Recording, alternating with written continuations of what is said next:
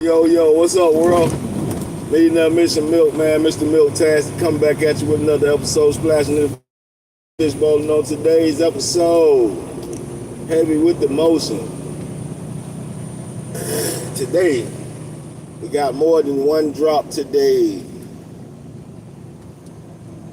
Got multiple drops, multiple stops.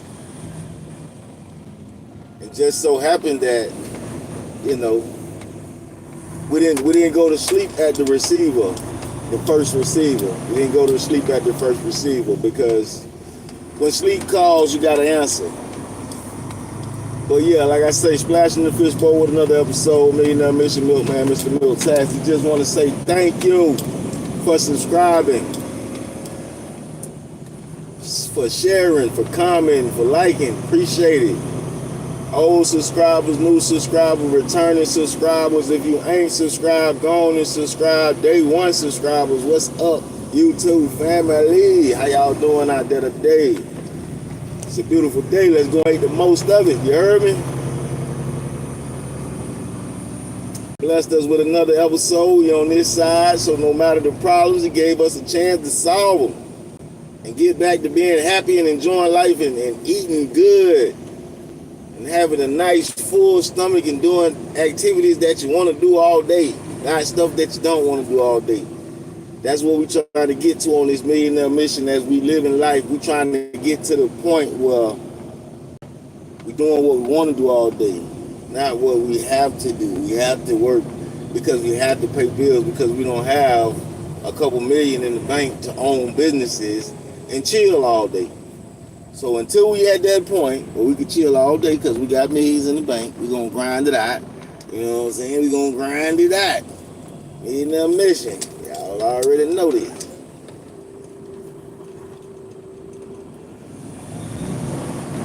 Y'all know I like to start the day with prayers and good stuff like that.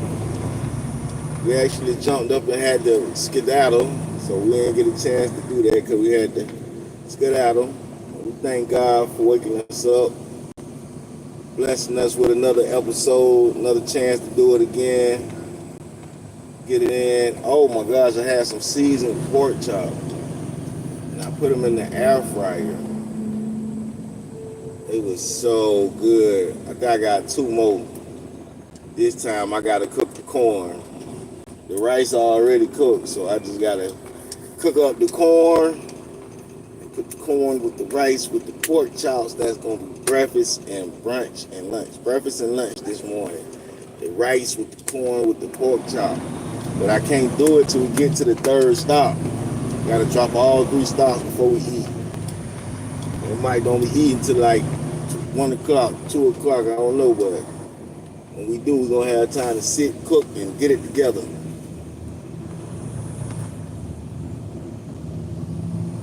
No matter when you subscribe, whether you subscribed oldly, newly, I appreciate y'all.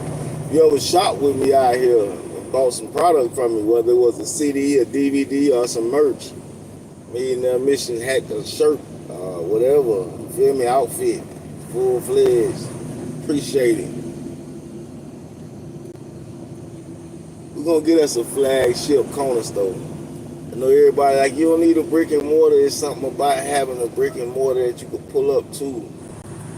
Even though all the malls and stuff seem like they closing, like you think Nike's still there, Reebok's still there, Adidas still there, because it's something about being able to pull up to the store and go in it. So, Millionaire Mission, we're going digital first, but we definitely is plotting on a cornerstone store like Nipsey Hussle, like the Marathon store.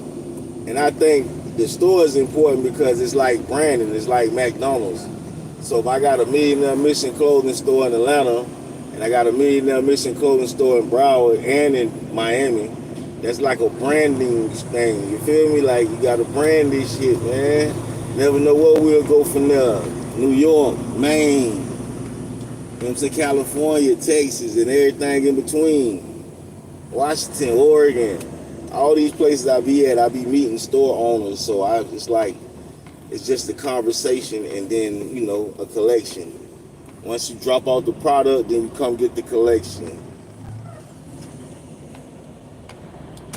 You from England? Shout out to my peoples in England checking in. Hit that like button, wave from England. Let me see you turn up on that like button one time for me. Out here just working on making the algorithm go through the roof so we can get that YouTube plaque that say you got 100,000 subscribers. We working on that. In the meantime, between time, we're building this Millionaire Mission brand. And I was just thinking like, yeah, I would get a flagship corner store. I would. Yo, Trump 2028. I don't think he could do that. But hit that like button for Trump 2028. Hit that like button for England. Hit that like button because you could have been anywhere in the world but you're right here splashing in the fishbowl with me. Milk-tastic TD. Telling you it's time to get a bag. Get off your ass and get the cash. Let's get it. We need $1 million in the bank by 12 today. That means we got 2 hours to get $1 million in the bank. You don't need to say that word, all right? You need to find other words. And you ain't even hit the like button, so how I'm gonna give you an N-word pass? I don't know if you like niggas or not. You ain't even hit the like button. Nah, man, that ain't how this works. You gotta hit the like button first, so I know that you even like niggas. You might don't like niggas. You don't hit just watching niggas and you ain't hitting the like button. What the hell? Hey, what is it about saying the N-word, though? What is it about saying the N-word anyways? Appreciate you hitting the like button. But what's the infatuation about saying that word? Knowing that most likely your ancestors didn't use it in a, like how we use it. We use it in a term of like, my nigga, my nigga, my nigga. My nigga, my nigga, y'all wasn't using it, or your ancestors wasn't using it in that. It was very trying to be derogatory, whatever that word is. You feel me? Like trying to put us down. So why in 2025 do you care about using that word? Italy, my people were enslaved too.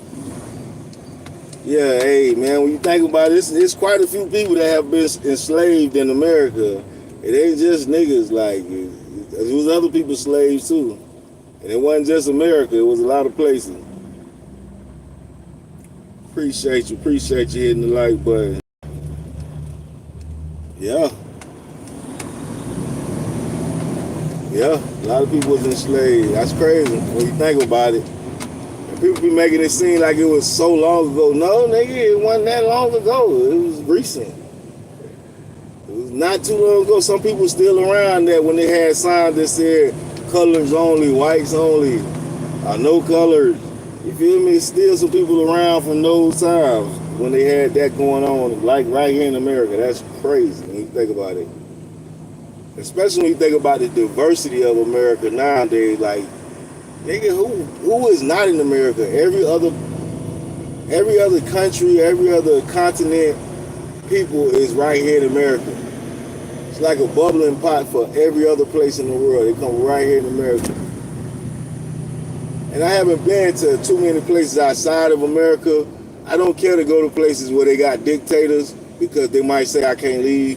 So we need democracy. We can't be going to all these places with dictators. We need democracy. Because the dictator might say, nobody can fly out to America no more. We're going to hold all the Americans hostage. But, pray for America, pray for the world. Them people over there at war. Because I don't know what that feel like trying to go to sleep at night and there's bombs dropping and gunshots. Like, nigga, bombs dropping? Like, we don't know what that's like. So you got to thank God for your sweet life. Get to wake up every day and life's sweet. We complain about things we shouldn't complain about.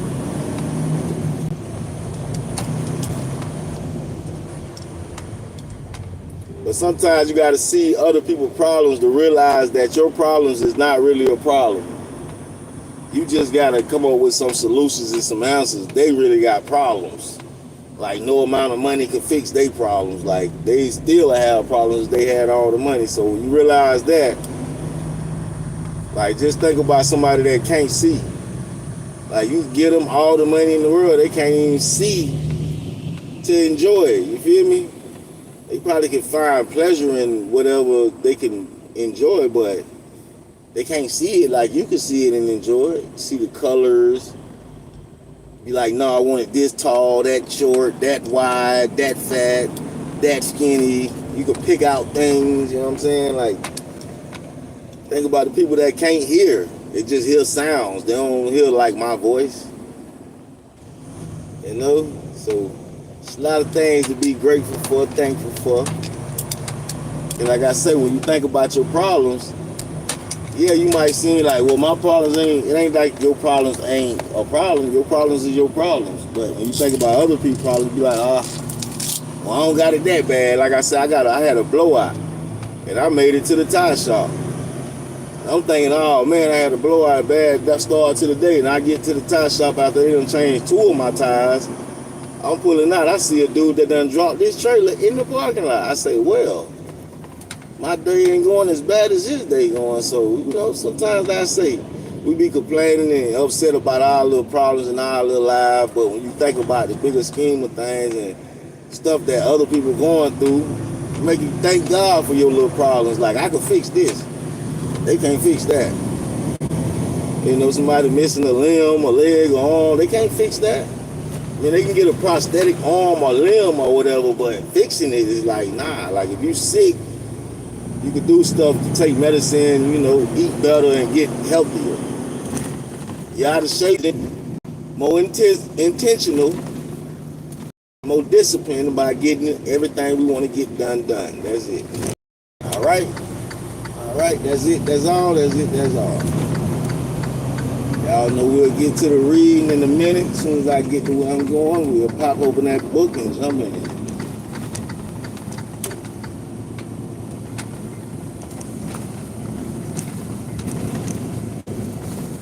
In the meantime, between time, I'm listening to Still Hood, and I'm gonna brainstorm. Y'all can listen to it with me for a little while I brainstorm. I got to think of some things. This millionaire mission had your brain just, sometimes you be scatterbrained. You got to get all them thoughts organized. Got to sit your ass still. A million thoughts that's running through your head, you got to start picking one out. God, focus on that one. Alright, just goal 1, goal 2, goal 3. There are a million goals in the nigga here, a million things you want to do. You gotta focus on one at a time, man, step by step. Can't do everything at one time. Right, lane in. Okay, so that means this lane in there, yeah, this lane in there. Yeah.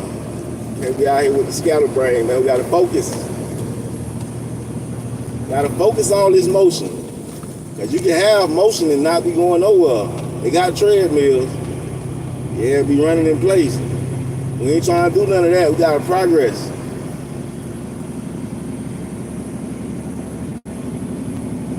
Shout out to everybody that be shopping with me, all you truckers out there.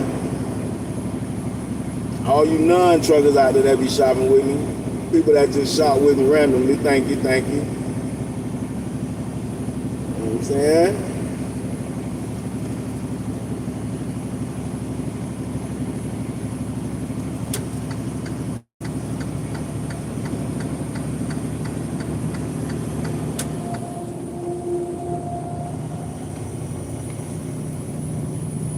Anybody feeling generous today, feeling like donate some steaks, some Longhorn money, because we want to eat Longhorn, but I don't want to pay for it. One of y'all want to pay for my lunch, dinner, brunch?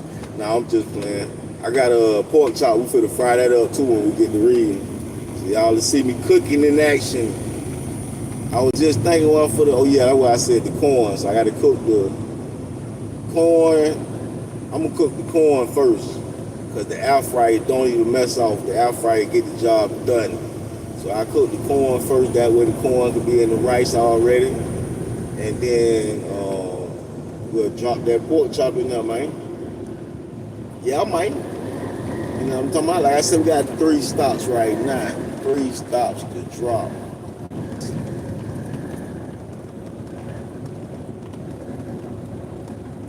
Gotta figure out what to do with this data. I know this data equal money somehow. Data equals money in 2025. I gotta figure out how to cash in on my data. I got data, y'all. I'm doing numbers and I got some data. We make a shirt that they gonna say, I got data. I got the data, man. I got the data, okay? Like chicken chowder, I got the data. Oh, Shine, I figured out how you get the butter from the duck, too. Remind me to tell you how to get the butter from the duck. I now know how you get butter from a duck. That's you like, oh, ducks don't produce butter. Yes, they. I can tell you how to get the butter from the duck. If you don't know, I can show ya. What y'all got going on out there, though, man? I appreciate y'all for real, for real. Y'all gonna help me get this $100,000 check from YouTube and that $100,000 plaque. Gotta get that first, right? That 100 subscriber plaque, I mean, before we get the $100,000 check. When they tell you that you just dreaming, you fantasizing now, what you saying ain't real, don't believe them. Dream big, talk to God about it. He can make your dreams seem like they weren't big enough. Trust me. You gotta trust God for the better things in life. We're going through this, what we're going through right now, but we gotta enjoy this journey that we on. You feel me? It's a journey. Every step ain't gonna be pretty. Every step ain't gonna be nice. It's gonna be rough times. It's gonna be crying nights. But it's gonna be sunshine and daylight after the rain. After the rain. Sun is gonna shine again and take away the pain, and you are gonna smile again. This ain't no game. This ain't no game, you feel me? It's not a game. It ain't an issue.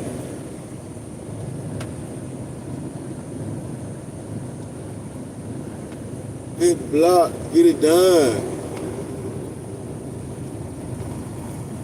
Oh wow. Oh freaking wow. Let me see, we have 5, down to 3, they need to do 2.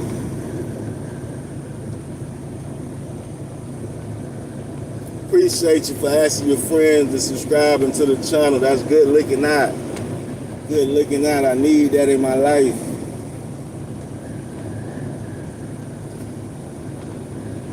Can't believe I ain't buy no snacks. I was like, no, I don't want to spend $30 on snacks.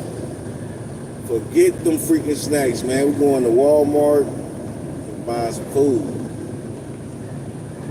We're going to get our snacks from Walmart and Family Dollar, Dollar Tree. We're getting our snacks from where you're supposed to get snacks from where the snacks are for the low. We don't want to pay for the gas station. You know what I'm saying? You go to the gas station paying $3, $4. Pay them same $3, $4 in Walmart, you get a big bag or whatever. So we're gonna be smart about it. Start spending these 30s and 40 balls in the store every time we go in. No, I'm going in with product I'm trying to walk out with $40 to $80. Not spend 40.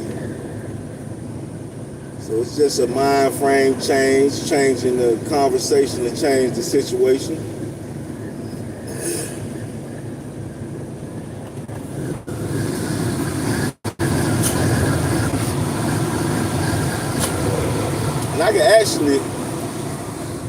I can actually thank my moms for that one, because she used to always say that to me.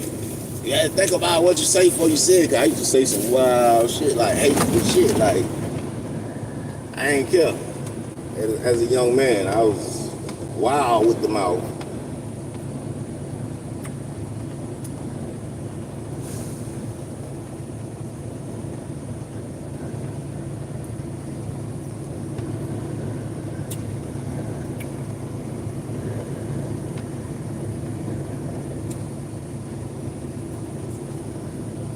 She always say, you better watch what you think about what you say before you say it. And now, as an adult, I have came up with this saying that sort of like pivots off of what she taught me. She said, think about what you say before you say it, and living that and trying to be that and do that. I still, as an adult now, Sometimes I just say this first shit that come to my mind, but I have learned to restrain my lips and think about what I say before I say it more often than not. But the slogan I came up with and the notion I came up with is, as an adult, not only should you think about what you say before you say it, but sometimes the things that you want to say, you shouldn't say.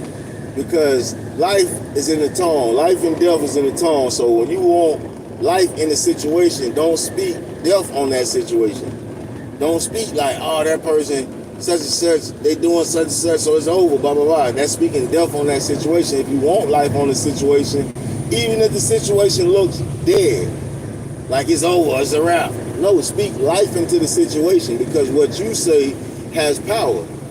So my thing is change the conversation to change the situation. So the way that you're conversating about whatever situation needs to change. Not that you need to necessarily stop talking about the situation or stop talking about the subject. Sometimes you do, especially if you're highly upset about it. You need to just leave the situation alone for a minute. Go ahead, calm down, do something else, get your mind on something else, then come back to it when you're calm. Sometimes you can't always execute when you're upset, because you do things that you really didn't want to do, say things you really didn't want to say when you just need to calm your ass down. But changing the conversation to change the situation in the gym that I have derived from my mother's saying of, think about what you say before you say it. Instead, can't be out here just saying everything. Some things better unsaid. Some things better you just peep it out, you know what's going on, and just keep that knowledge to yourself. And if they act like that ain't what's going on, and you know what's going on, you just know what's going on. Hey, think about what you say before you say it, and change the conversation, change the situation. Change the way that you're conversating about this thing. If you're conversating about it negatively every time you find yourself conversating about this thing or this person is negative, try to talk about that thing or that person in a positive aspect. See if you can even do it. Do you have so much hate in your heart that you can't speak positive about a person that you think of that you don't like? Can you find something positive to think about that person? Maybe you can't. And if you can't, that's okay. Just go find something positive to think about so you ain't thinking about somebody that makes you think negatively. Because it all starts in the mind. You gotta have positive thoughts, to have positive speech, to have positive action, to have positive habits, to have a positive life. If your thoughts are negative, your speech will be negative, your actions will be negative, your life will be negative, and that's a negative. We don't want that. We want to boss up.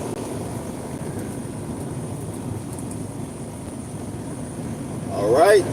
I hope you guys got some gems and giblets from that. How long y'all think it's gonna take for us to reach 100,000 subscribers? Definitely on our way. We's on our way. We's on our way. Every day.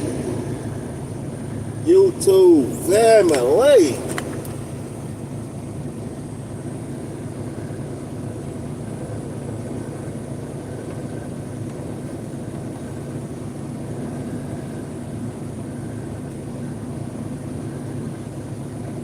Are you a person that can leave home? I know some people, they'll leave Lauderdale and move to Georgia, but they'll run right back to Lauderdale. Like, what you missing? Yeah, what you missing?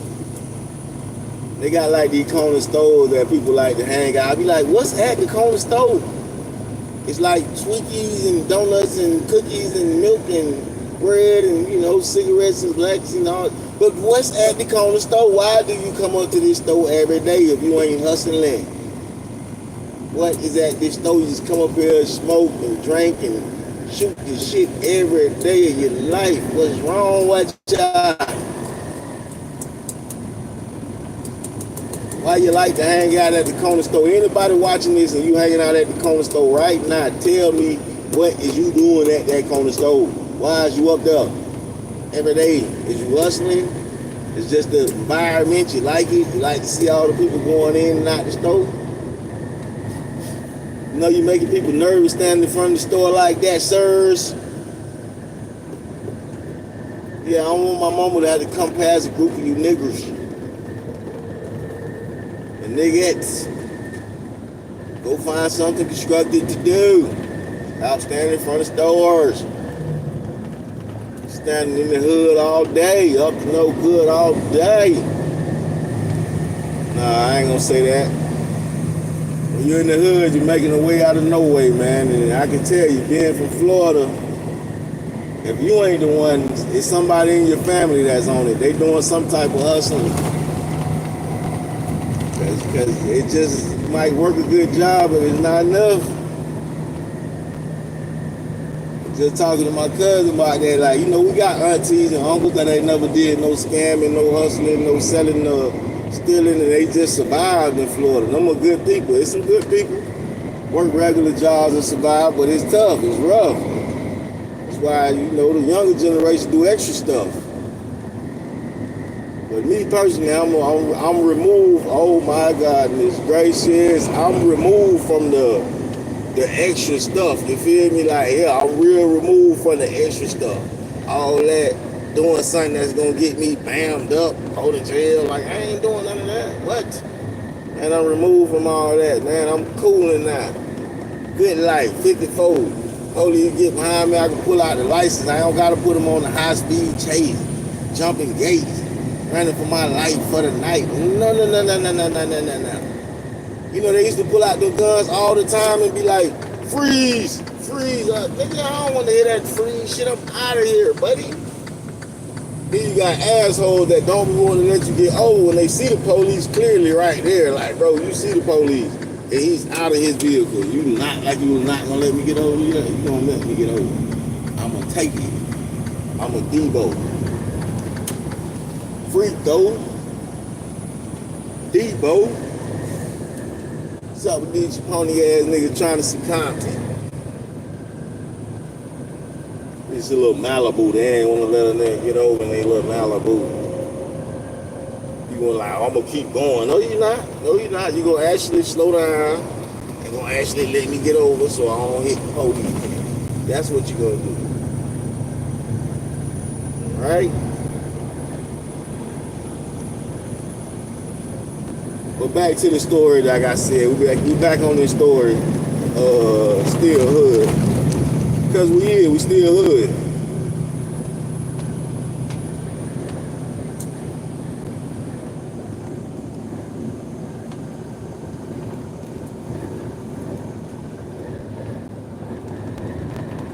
I had to make a run and I lost track of time. Must have been one hell of a run, Nina said in a very dry tone. Baby, let me rap with you for a minute.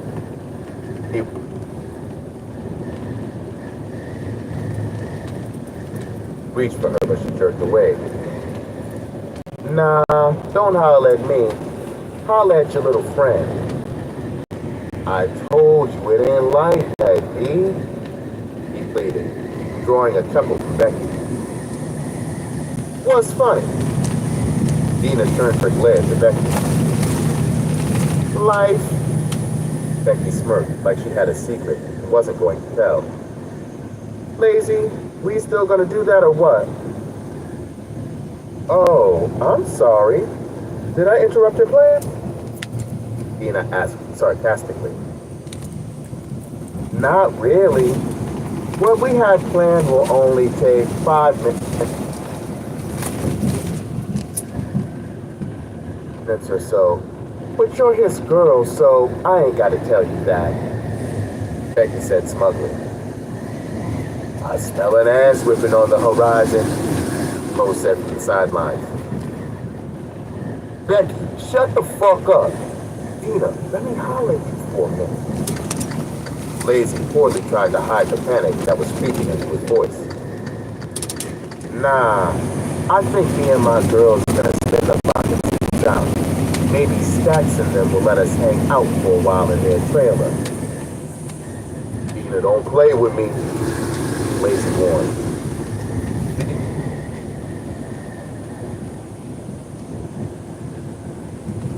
Only one playing is you. Lazy, I got things to do, so you come check me when you're finished with your combine, Becky said. My what? He was thrown off by the statement. Your combine, you know, mistress. Dina had to laugh at that one. The word is concubine, you dumb bitch. And I think you're pointing the finger the wrong way. Bitch? I got your bitch. Becky went to step up, but Lazy pushed her back. Dina, don't pay this crazy-ass girl no mind. Just let me talk to you. Lazy pleaded. I'm done talking. She tried to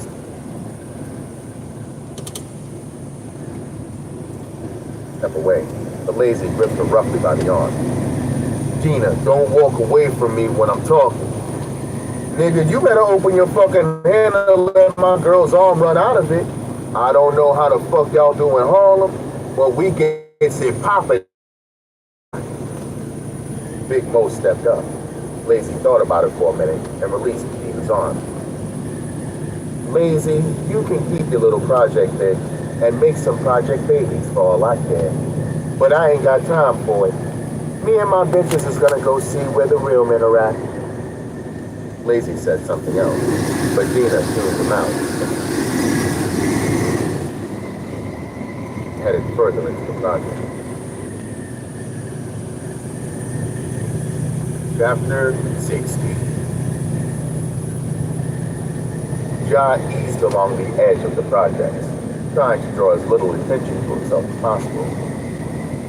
Though he wasn't still out laying niggas to sleep, he had made countless enemies over the years. In fact, it was within the St. Nicholas project that one of Yoshi's attackers and his crew had met their demise at Ja's hands. He had tracked Rel and his crew to their stronghold in the project and murdered them in the most horrible fashion. The media talked about Slick getting his asshole shot out for weeks. Ashes, motherfucking ashes, Ja said, flicking the cigarette to the ground. Lost in his own thoughts, he made his way towards 131st Street. Along the way, he nodded to Patsy Noon and Mad Dog the youngsters who were out trying to look hard. It amused Ja the way the young boys watched movies and tried to live them out in everyday life. Most of them didn't have the will or the balls to kill a man, and the few who did lacked the finesse to do it to get away with it. Ja was about to enter the projects when a familiar face caught his attention. Valerie was her name, if he recalled correctly. She still looked the same as she did last summer, with the exception of having lost almost 10 pounds. Yes, to do that to you. Her boyfriend had been a small-time dealer named Ralph, who ran with Rel's crew.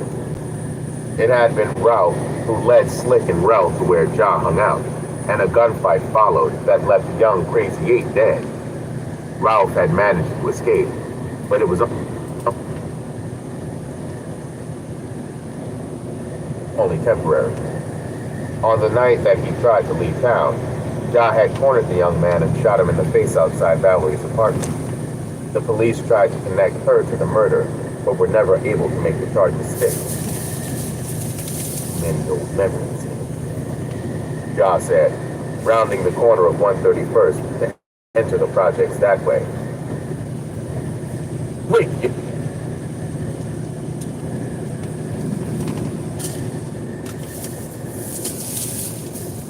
yourself, nigga, a voice hissed behind Ja. His body immediately went rigid, hands hanging loose at his sides. He thought about going for the gun he had holstered at his side, but doubted he would make it before he took one in the back. One thing was for sure, though, he wasn't going down without a fight. At the exact moment he was about to spin, he heard a familiar laughter. Turning slowly, his eyes fell upon Tech's smiling face. Nigga, I could have peeled your shit. Tech laughed, holding his 9 in plain view, like there weren't dozens of police out and about in the hood. This man slowing down too. That shit ain't fucking funny. Ja snapped, snatching the gun from Beck. We ride side by side. Come on, B, I was only playing. What be wrong with people? They want to pull up and ride right next to you. Bitch, Why you getting so mad? Bitch, gone. Beck asked, not really understanding why Ja was so uptight. Ja was harsh with Beck, but he hadn't meant to be. In all the years Ja had been putting it down in the streets, he always prided himself on being on point. Had this been a year earlier, a youngster like Beck could have never snuck up on him like that. It just added to his already growing paranoia that being in a relationship was dulling his edge. Don't lie, this old man next to me like he about to sleep behind the wheel. What the fuck took you so long to get here anyway? John handed him his pistol. Stayed home and took his little day nap. Then I sleep on that wheel. Bitch came by my mom's house to break the nigga off. You know I had to tap that pussy.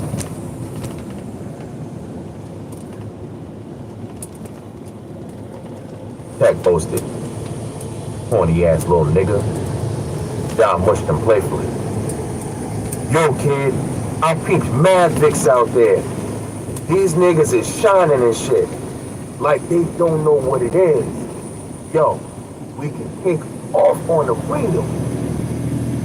Man, I ain't trying to stick nobody up out here. For one thing, it's too many police rolling. And for another thing, my girl is working the shoot. How the fuck I'ma pull a lick out here? You right, Jay. I wasn't thinking. Never are. Josh shook his head. Come on. Let's go in here and see if we can... He stepped into the projects and began picking his way through the crowd. It was amazing how many people could don their Sunday best and spend all day trying to get their 15 minutes of fame on someone's camera. But let there be a rally for something of note, and most cats found somewhere else to be. The logic of people sickened Josh sometimes, which is why he kept his circle so tight. Hey, Mom. Ted called to a trio of young ladies passing them. One he thought he had seen around before, but the other two were new faces. The big girl gave him a second look, but the other two didn't look his way. Yo, stop acting like that. All a nigga want is a little conversation.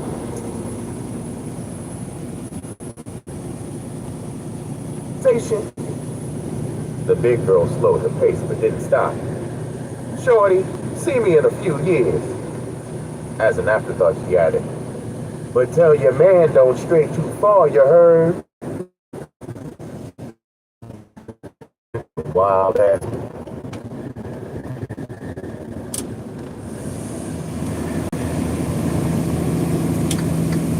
Girl, y'all laughed. Definitely not from Harlem. Check at it. Yo, Ja, ain't that Yoshi?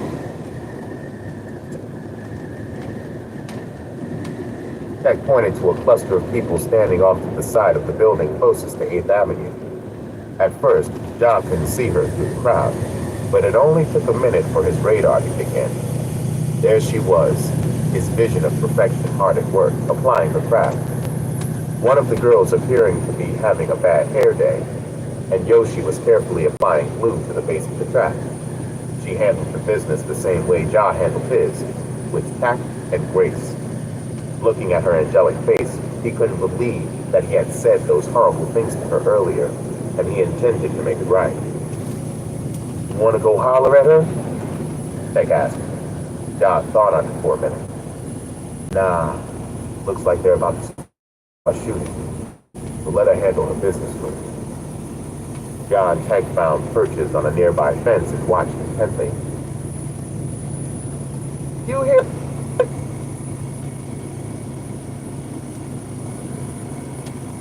That little nigga trying to talk slick? Dina giggled. Hey, boy, how tired is that? Sharon added. I don't know.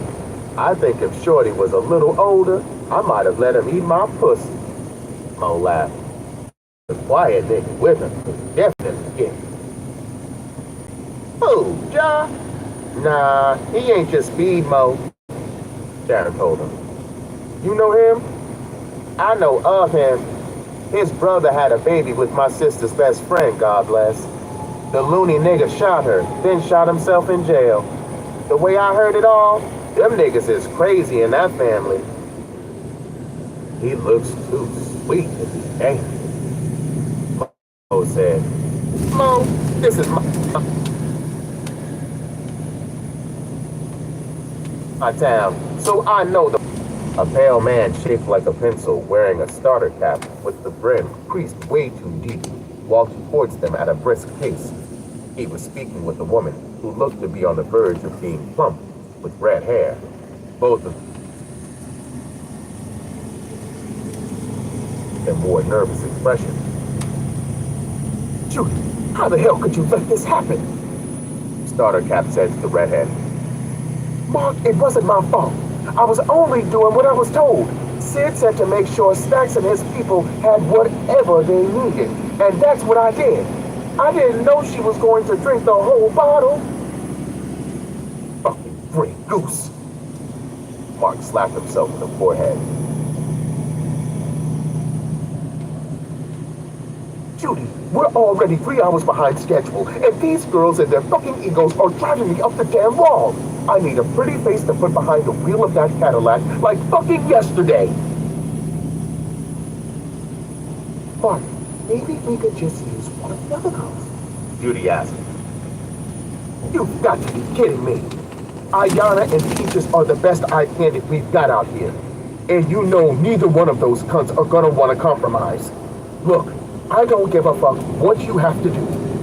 Get me a girl to put behind the wheel of that fucking car in 5 minutes, or get the fuck off that.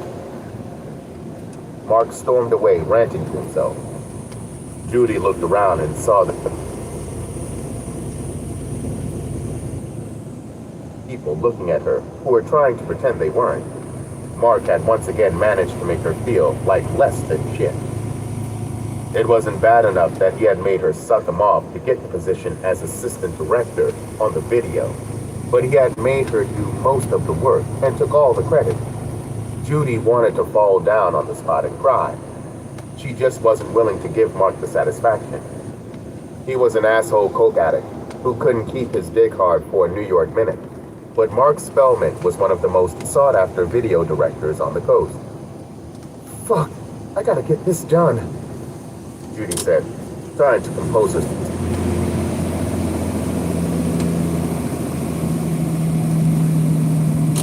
So, she quickly thumbed through the headshots of the girls she had in her portfolio and reluctantly had to agree with Mark. All the girls had bodies, but none of their faces were really camera-worthy.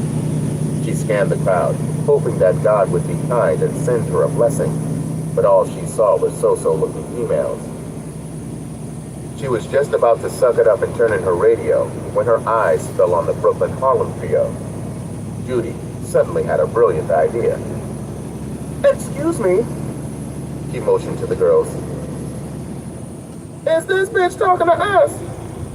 Sharon asked. Ladies, hi. Judy walked over.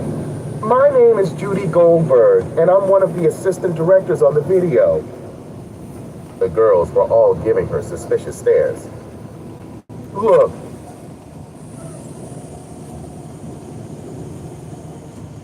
Judy dropped a funny smile. I know you girls just saw me get my ass chewed out, so I'm gonna shoot straight with you. One of the girls got sick and we need a replacement for the video. Now you're speaking my language. Where y'all need me to stand? Sharon stepped out and did her bad bitch strut. Judy scrunched her nose a bit. No offense, sweetie, but we only need one girl, and I was kind of thinking her. She pointed to Dina.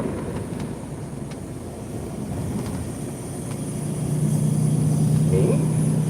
I don't know anything about acting. Dina resisted. Honey, you're not delivering an Oscar speech. All you're doing is sitting behind the wheel of the car and bobbing to the music. It'll take an hour or two tops, and I'll give you $500 in cash. But we only got about 5 minutes to get you dressed and on set.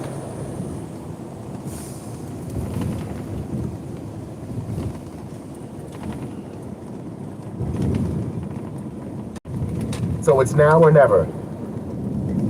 I don't know, Dina began. Yes, she'll do it, Mo cut in. Dean, you better quit playing and shine for that camera. Great. Come with me and we'll get you situated. Judy started to lead Dino away. What about us? Sharon spoke up. Despite the look Mo was giving her, she continued. How you just gonna leave her hanging and we all roll together? If she gets to be on set, we get to be there too. Sorry, we just need one.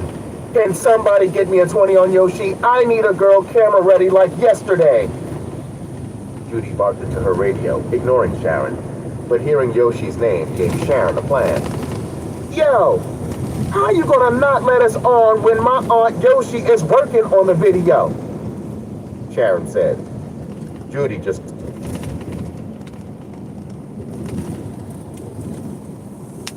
looked at her. She needed the girl dressed and in front of the camera by the time Stacks came out of his trailer, or heads would roll. Obviously, the young one was going to cause a problem, so Judy said, fuck it. Okay, but if you're not who you say you are, I'm having you tossed off the set. Chapter 17. The sun was slowly making its descent into the western horizon, but there was still enough natural light that you could appreciate the beauty of the day it had been. The heat was still a very relevant issue, but it didn't really bother Billy or Reese, who sat under the cool air conditioning of One Fish, Two Fish. Damn, you act like you got a grudge against that.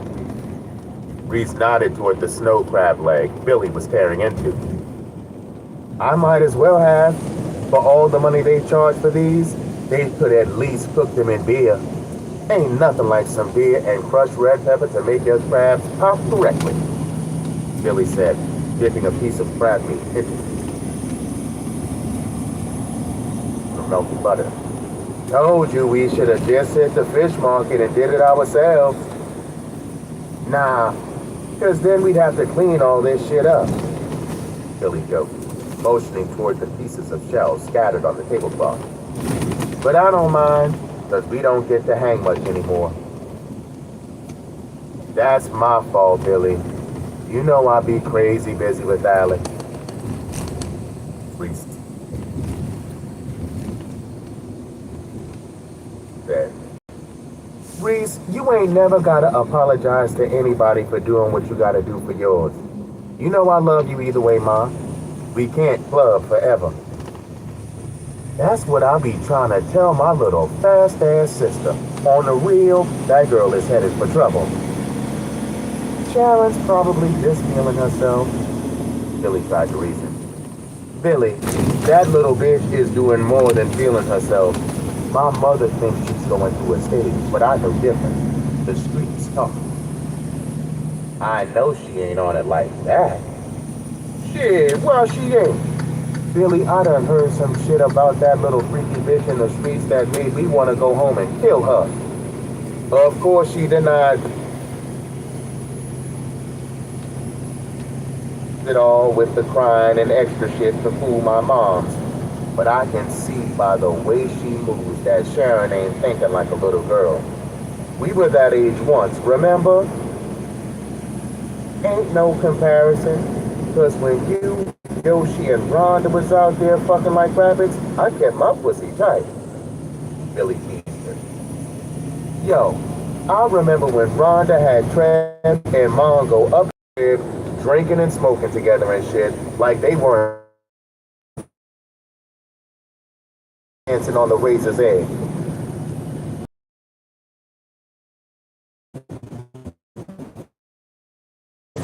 Yeah. Reese gave a half-hearted laugh. Rhonda's ass was a trip. He was a pain in the ass sometimes, but I can't like I miss my bitch. Not a day goes by when I don't think of her, Billy said. Reese was silent for a minute, using her straw to stir the melting ice into Sprite. When she looked up from the glass, there was a very serious look in her eyes. Billy, do you ever think about how life is gonna play out? I mean, I guess. but I'm not sure I see what they're getting at, Billy admitted. Like,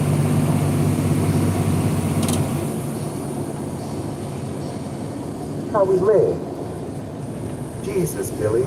Rhonda had her bullshit about her, but she didn't deserve to go out the way she did.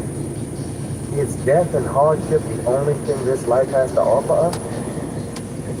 Billy put her crab leg down to give Reese her undivided attention. Reese, I agree with you about Rhonda not having to go out like that, but that end isn't for all of us. Rhonda played a dangerous game, and it caught up with her. It came with the lifestyle.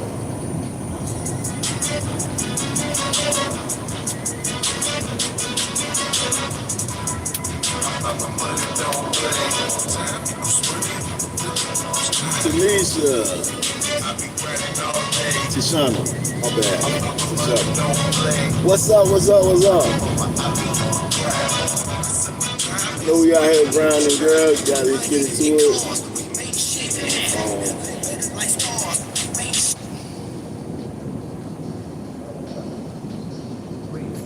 We already got 2 strikes against us because we're black and we're female. But I believe that life is really what you... Come on, man. Goodness gracious. They just be relentless. Calling, sending messages. Chill out, yo. I got the load. I got the satchel. We're gonna deliver it. It'll be there. We don't need to talk all too much about it. Calm down, relax. You gotta relax. But I believe that life is really what you make it. Being born in the ghetto doesn't mean we have to stay out there, Mom. We can sit on our asses and apply our petty hustles to get by, or we can choose to take control of our own destinies. Reese chuckled softly. Billy, you always make things sound simple. Billy shrugged. Sometimes you gotta look at it in black and white for it to make sense. Long story short, you got a baby girl now. So it ain't...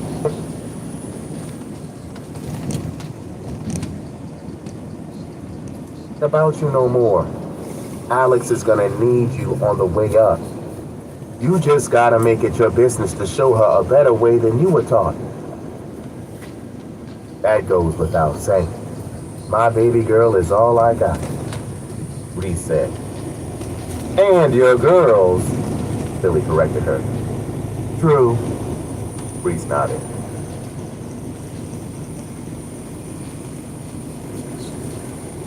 It's just us against the world. Fuck a nigga, he said scornfully. I do what I gotta do for my daughter, but this load gets heavy sometimes. You've got Marcus, so there's someone to help you shoulder it. Yeah, Marcus is a comfort, but I don't make myself dependent on him.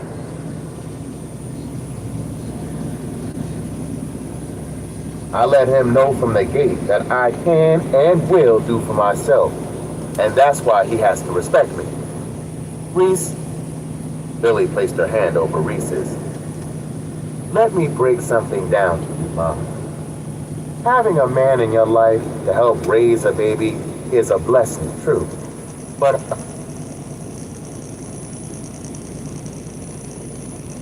hardly a necessity in this day and age. You can be a mother and a father to your child and still give her all the love and affection she needs. Reese, I know you're down on yourself sometimes for the circumstances surrounding Alec, but you gotta get over it. Stressing over some nigga that don't want to be bothered ain't gonna do shit in helping you raise your daughter. I know, Billy. Just hurts sometimes not having anyone to turn to. Reese said, barely above a whisper. Reese, for as long as my asshole points to the ground, you've got someone to turn to, Billy said. They both tried to remain serious, but couldn't help but laugh. Now, I don't know about you, but I'm ready for a drink.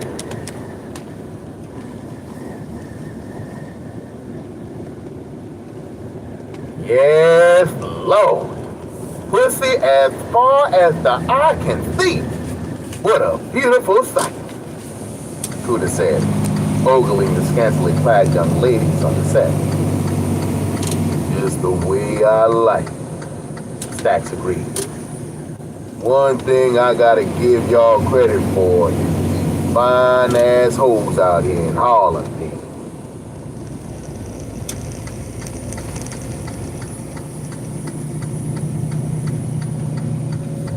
Come on now, son. You know we only deal in quality, Don B said to Stax, while listening to the caller on the other end of his cell phone. Yoshi passed them, with 3 young girls on her heels. She waved hello to the group, but didn't bother to stop.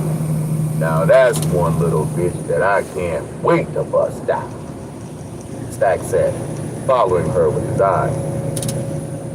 Yeah, Yoshi is a bad bitch, but her man is a beast. I ain't...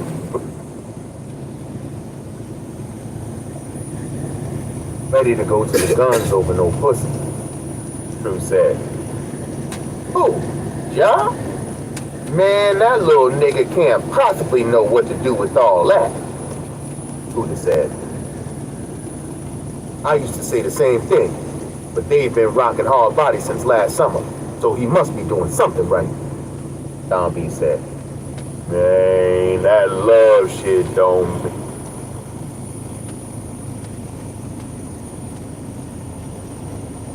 ain't nothing where Stax Green is involved, Stax said, speaking of himself in third person. Throw enough bread at any bitch, she'll get down. Nah, Yoshi. Shorty used to be on it, but since that shit that popped off, he's been on some new shit. Real square-like, Drew told her. Once a hoe, Stax began. Always a hoe, Cooter finished.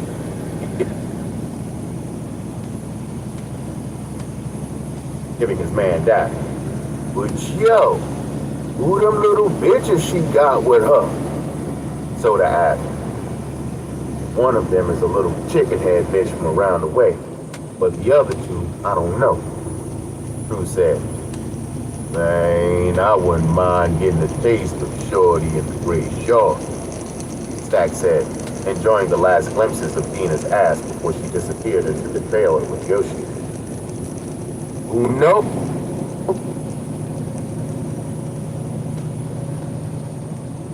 What's gonna go down before the day is over? Don B mused. Yo, Don! A voice called from somewhere in the crowd. Don B swept his sunglass-covered eyes through the sea of faces and spotted Lazy and Chiba behind the security barricade. Yo, let my little man's in them through, Don B called over to security. The beefy SOD cop who was working the video.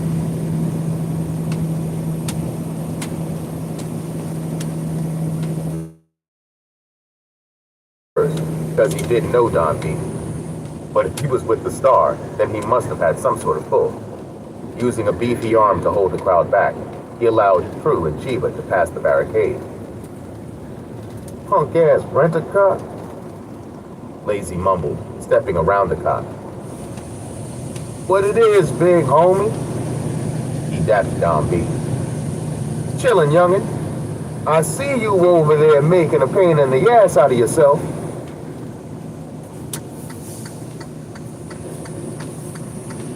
Don B joked. Man, fuck them pigs.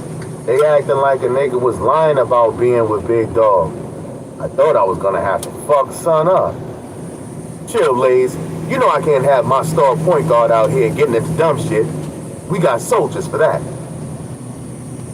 So, this is your point guard? Cooter gave Lazy a comical look. Starting point guard, Lazy corrected him.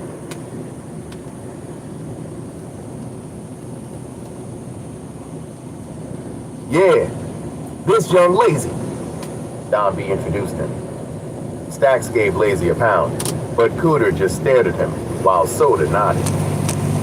My man is one of the hottest young boys to come out of Harlem. Ain't nobody fucking with him. We'll see. Come game day, Scooter said. Yo, what took you niggas so long to get here? True asked.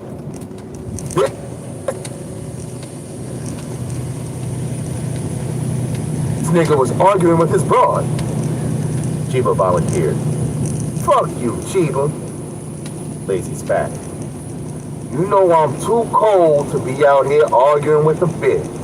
I was trying to straighten out a little situation. That's all it was. Whatever, nigga. Dina looked like she was ready to black out on your ass when she saw you with Becky. See? That's why I ain't got no girl. A nigga out here getting too much money and love to be tied down with the broad, nagging him and shit.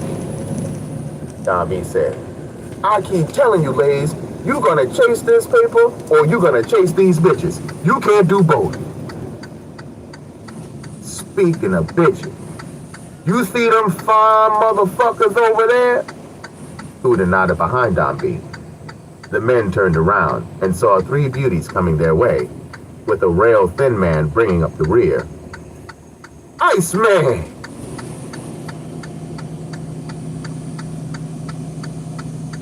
Don B shouted affectionately. Don of Harlem, how you be, my nigga? Black Ice flashed his diamond smile. You remember Wendy and Lisa, but the caramel filling is cinnamon. So very sweet. Stacks eyeballed the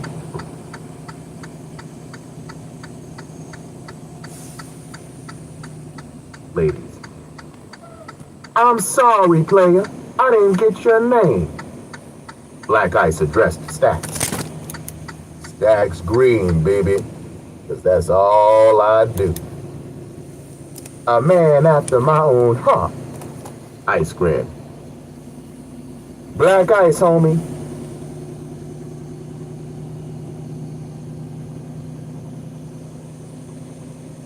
But if you spending for my goods, you can just call me Ice. Stacks. Tashiana, Yovi. Don B reminded him. What's up? You back? What's happening? What y'all got going on? I still ain't make it to the first drop yet, man. That's crazy. Be so much traffic. The pretty lady, Stack said. The one and only. Ice tipped his white, fitted Yankee cap. So I hear that next to Big Dog, the green team is the next big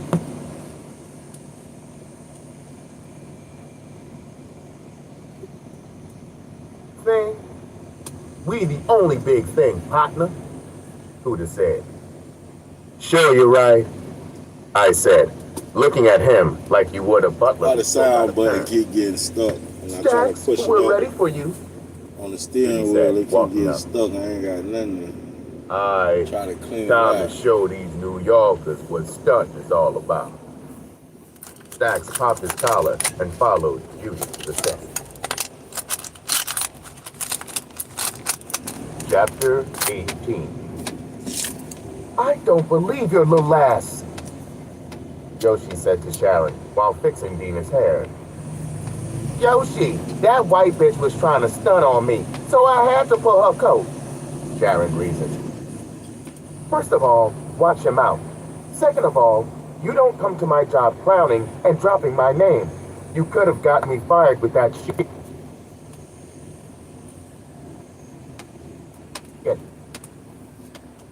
I'm sorry, Yoshi. Me and my girls just wanted to get up in here. Sharon hit her with the puppy dog eyes. Yoshi wanted to be upset, but she couldn't. Sharon and her crew reminded her a lot of what she and her girls were like back in the day. Sharon, you need to get your ass kicked, and you can bet your last dollar that I'm telling Reese. Like she cares. Sharon folded her arms. She's more concerned with finding a daddy for Alex than what I'm doing. Yoshi stopped doing Dina's hair and turned an angry gaze to Sharon. me tell you something. For as long as your little ass is black, I better not ever hear you say some off-the-wall shit like that about your sister or your niece. Reese has been through a lot. And instead of you acting like a damn brat, you need to try and have some understanding. A lesser bitch would have folded under the pressure. But your sister stepped to the plate and is taking care of business. Now, I don't care what y'all are arguing about this time, but what I do care is that y'all are sisters. And you better damn well remember it. Do you understand me? Yes, yes.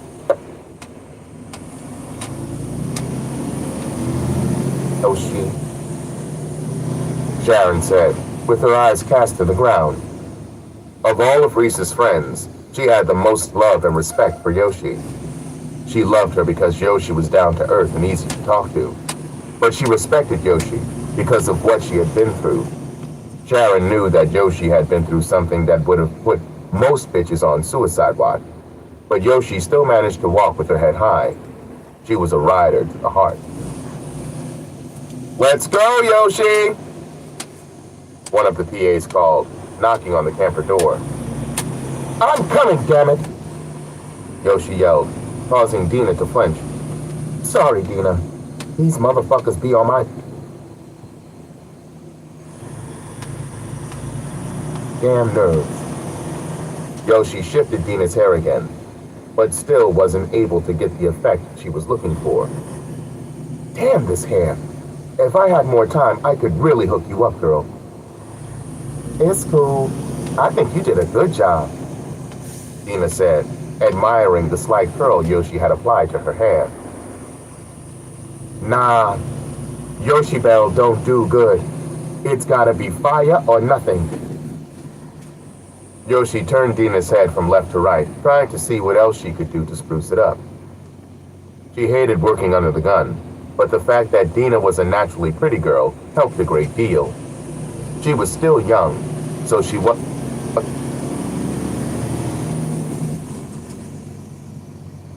as stacked as some of the other girls, but she definitely had it going on.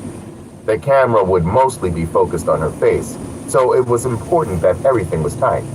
But Dina's hair was killing her. She was sure that if she'd had ample time to get it together, Dina could be a killer. Sadly, time was a luxury they didn't have. Always good at improvising, Yoshi came up with something. Sharon, I need you to go tell Judy that we'll be ready in 2 seconds, Yoshi told her. Who's Judy? And why I got to go tell her? Judy is the white girl with the red hair, and you have to because I told you to, unless you think you're grown enough to whip my ass now. Nah, I ain't messing with you, cuzzo. Sharon laughed. That's what I thought. Now go give Judy. She turned to the big girl, who had been sitting quietly at the vanity table. Hand me that hat over there so I can get our girl right.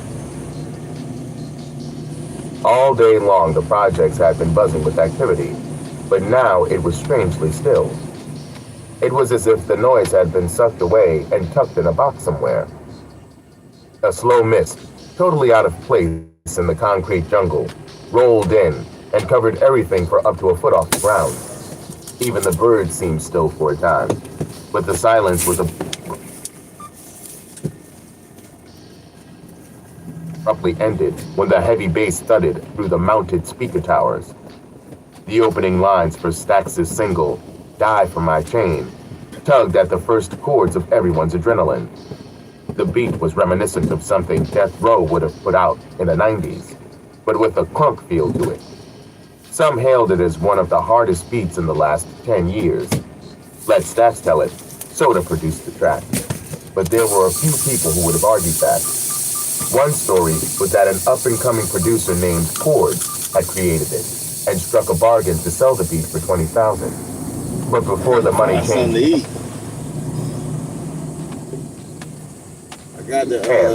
Cord was found shot to death in his mother's car. I got the pork chop we're going to cook when we stop, but I'm hungry as hell right now, and I ain't got no snacks, because a sour apple green I refused to buy the snacks. I was like, man, Ain't nobody got time. We buying them expensive ass stacks in them damn truck stops. They be adding extra money on it just because. Shit, $4, $5. Going to regular store shit, $1, $2. I don't know what that truck tax about. I gotta get a spoon or something. Dangling from his mouth. Much like Truth, the camera seemed to love him. So this is what we eating on bobbing to the beat. On the real quick, like we need something to eat right now. I don't even got no bread for it. Dina sat behind the wheel. Just for to eat the spam, and I don't like spam like that, but you about to see how this maple spam taste, goddamn. That's all you got, maple spam. But not enough to look painted. Is it good enough to be? She was wearing a black leather jacket, accented by a black I know what I can eat with it. That only showed the enough, ends just of gotta get another stop in here. With the cigar clenched between her perfect teeth, she looked every bit of a gangstress. Though focus was really on Ayana, Dina didn't go unnoticed. Chiba tapped Lazy. Yo, ain't that your wife? Lazy heard Chiba, but he didn't respond. He just stood there slack-jawed, wondering what he had missed. Dina was looking right, sitting behind the wheel of the caddy, all dialed up to the camera. When the remote hydraulics kicked in, Dina bent and rocked in time with the car. There were several inquiries circulating the crowd about who the chick pushing the hog was. All Lazy could do was stare, as his boo claimed her 15 minutes of fame. When the car finally stopped bouncing, Stacks stepped over the back of it and hopped to the ground, surprisingly nimble for a man his size. With a combination of swift hand gestures, Stacks blacked out on the track, occasionally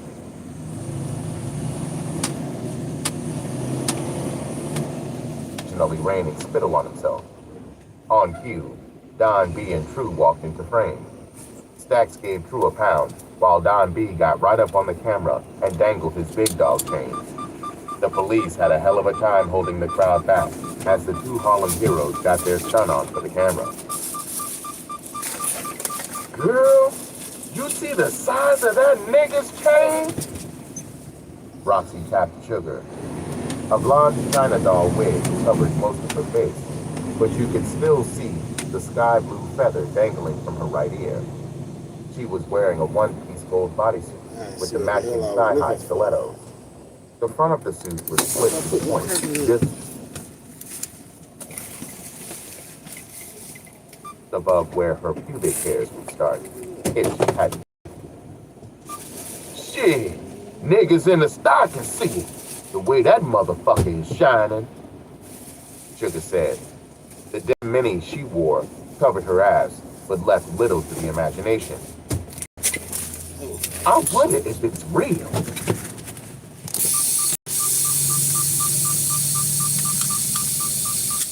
Sugar gave her a funny look. Girl, of course it's real. I did my homework on them niggas before we stepped out. You know I got the main line on everybody. Long story short, them niggas get paid. I can't believe it. Roxy nodded. So you come up with the way to get close to these niggas yet? I ain't think that far ahead. But what nigga don't love pussy? Shit.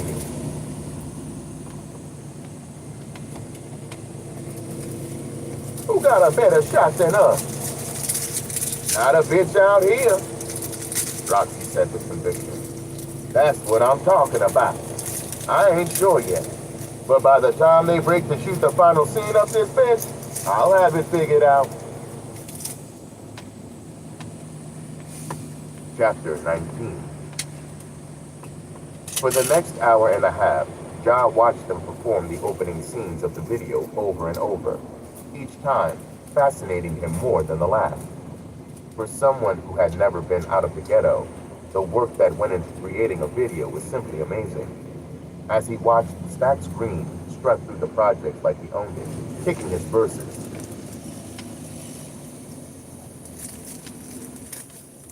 he felt the presence behind him. This time, Ja wouldn't be caught off guard as he spun with his gun drawn. I surrender, Spooky said playfully, raising his hands in surrender. Big Spook. Josh said with a broad smile. Boy, I see you still ain't got no sense of time. You'd probably be late to your own funeral. Bullshit. I wouldn't show you my funeral at all. Cause ain't a nigga hard enough to kill me. Spooky boasted, hugging his comrade. If that's how you greet your friends, I'd hate to see how you greet your enemies, Shannon said from the sideline.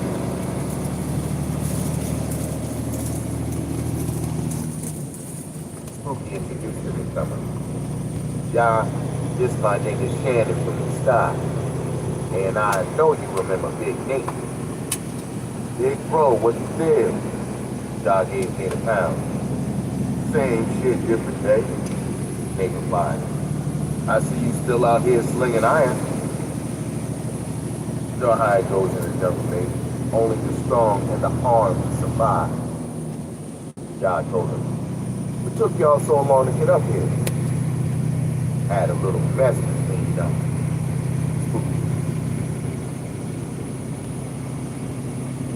He said casually.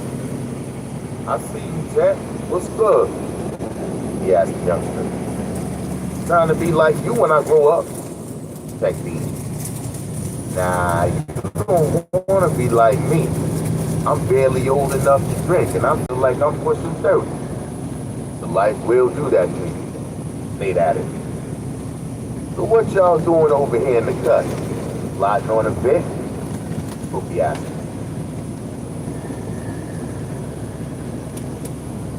Nah, just taking in the show.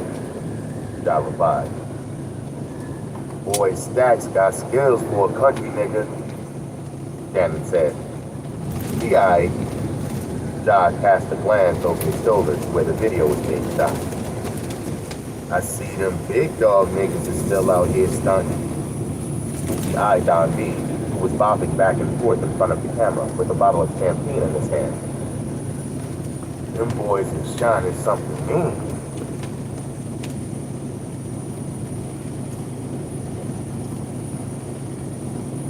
Shannon said with a greasy look in his eye. Spooky caught the look. Nah, fam. They ain't for us. Don B and his team ain't nothing like them simple ass niggas in LG.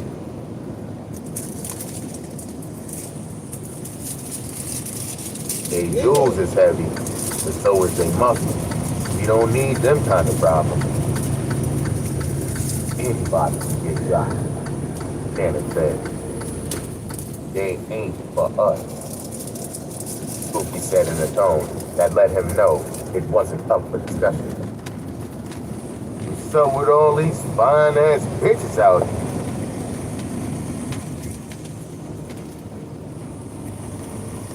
here? Yeah, Ja, I know you and the boy Tech been out here macking all day, Nate said. I got a few of them. But you know your boy Ja gotta behave unless he want Yoshi to run up in his shit, Tech said. Oh, your girl is in the video? Shannon asked, checking out the different chicks, trying to figure out which one Ja was claiming so he could peruse the rest. Oh. Nah, she works behind the scenes doing makeup and wardrobe, Ja replied. Yeah, sometimes a nigga forgets that Yoshi squared up. Where is she anyway? So I can say.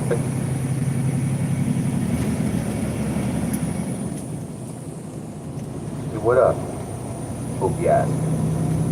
You around here somewhere? Ja looked around for her. Looks like they're about to break. Yo, let's get closer to the action. I want to see who out here is holding. Spooky moved deeper into the crowd. This nigga is thirsty, Shannon said before following him, with Nate, John, and Peck creeping behind.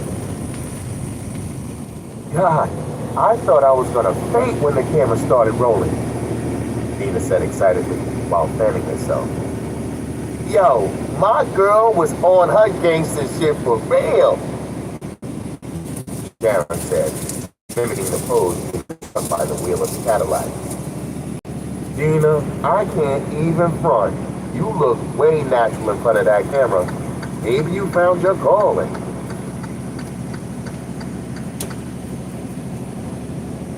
Mo said. I couldn't have done anything without Yoshi. Thank you so much. Hina gave Yoshi a warm hug. Girl, I didn't do anything but bring out what was already there. Yoshi said modestly. Group hug, Kuda said, intruding on the girl's space. Kuda, get your ass out of here. Yoshi swatted him away. Of Stax's whole crew, she found him the most offensive. Yoshi, you know I got a secret, but... No. Wait. I don't care what you got, but you need to stay the fuck out of my space, she said seriously. Kuda looked like he was about to say something slick, but a stern look from Stax kept him quiet. Sorry about that, Yoshi. You know Kuda don't know when to quit playing, Stax said easily, stealing away some of the tension that was hanging in the air. Check your boy, or do I need to? Nah, I don't think that'll be necessary, Stax said, trying to hide the amusement in his voice. He knew Kuda was an animal that could tear Yoshi's ass up, but telling her that wouldn't help the situation.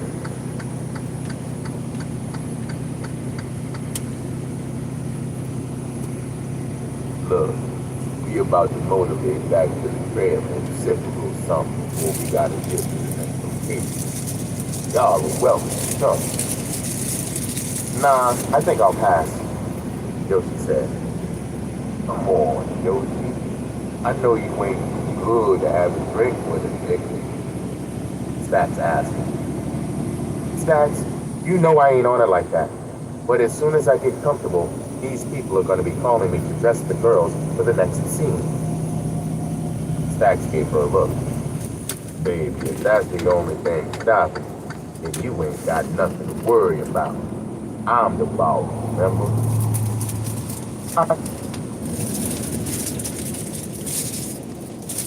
Don't think so, Stax. Stax moved closer to her and draped his arm around her.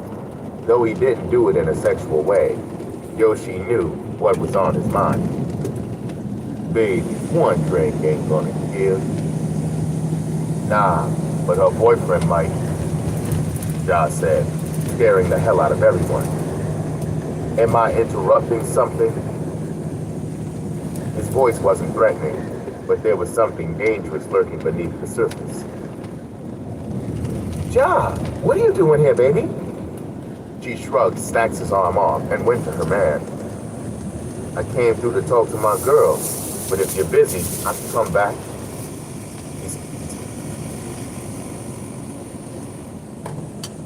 Said to Yoshi, but he was looking at Stax and his crew. Ain't nothing, playboy. We just out here, John. Stax told him. Say, man, I've been trying to hit you on a jack for a minute. What, you ain't fucking with me no more? Yeah, fucking with you, Stax. A nigga just been busy, feel me? Yeah, I know how it is, man. But the offer still stands if you want the paper. Gonna be here all week, and always use the next done. I'll get what you wanted.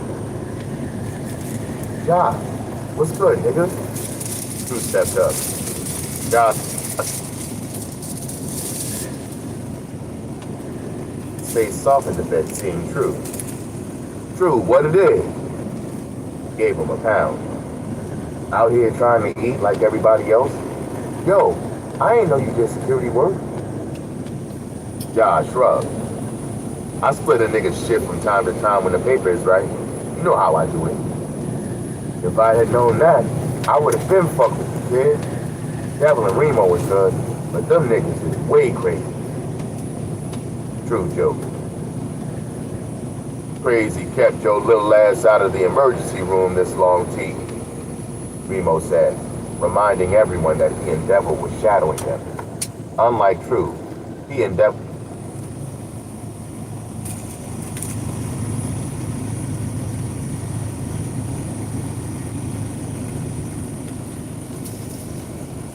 who felt the heat coming from the young cats and positioned themselves accordingly. Fuck you, Remo, Drew said playfully. But Ja, you need to come out and fuck with us one night. Shit, the life might loosen you up a bit. Man, I be paying that motherfucker top dollar.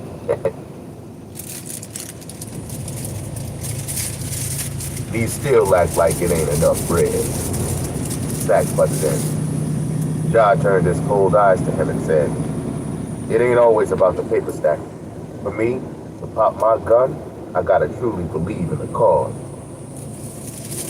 Those last words brought down an uncomfortable silence. Stax's lips were curled into a smile, but his eyes flashed menace. He was a king, and used to being spoken to his son. Ja's face was neither pleasant nor aggressive. He stared at Stax blankly, but his eyes never wavered. It was only a matter of time before the two trains reached the station prematurely, and there was a wreck. Nigga, stop acting like we ain't damn near fans. Don B cut in, patting Ja on the back. He didn't miss the fact that Spooky tensed when he moved, but Ja remained complete. The moment Drew finished his sentence, everyone stopped laughing. Damn, my fault, Ja. I didn't mean to. It's cool, man. We all had love for my brother. There was conviction. Bless the dead, Don B said, pouring some of his champagne on the ground. Check it though, Ja. You know the dogs always had love for you, because you one of the last stand-up niggas in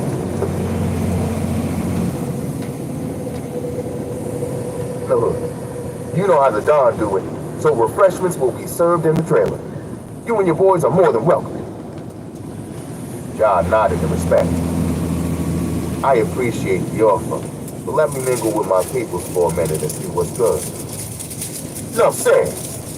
Don B gave him that. Ja, Yoshi began. Let me get with you for a minute. He took her by the arm and led her off to the side, leaving everyone else standing around quietly. It was young Soda who lightened the mood.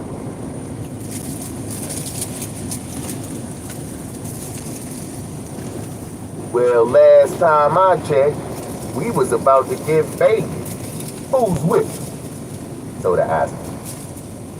We with it, Sharon spoke up. The crew had gotten all the shots they needed of the St. Nicholas project and were packing up to move to the next location. It had been a hectic day, filled with ruined shots and improvising, but they managed to get the perfect shots for the video. Young ladies of different shapes and sizes were handpicked by Soda and Cooter, while Don B and Stack disappeared into the trailer. Bringing up the rear of the groupies were Roxy and Sugar. They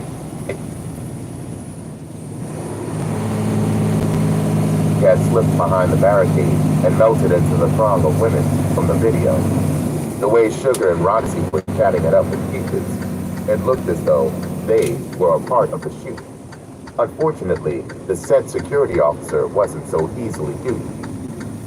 Hold up, where are y'all two going? The muscular black man in the too tight t-shirt asked as he stopped Sugar and Roxy at the door. Inside, where do you think? Sugar tried to step past, but he blocked her path. I don't remember getting a nod about you two. Who sent you?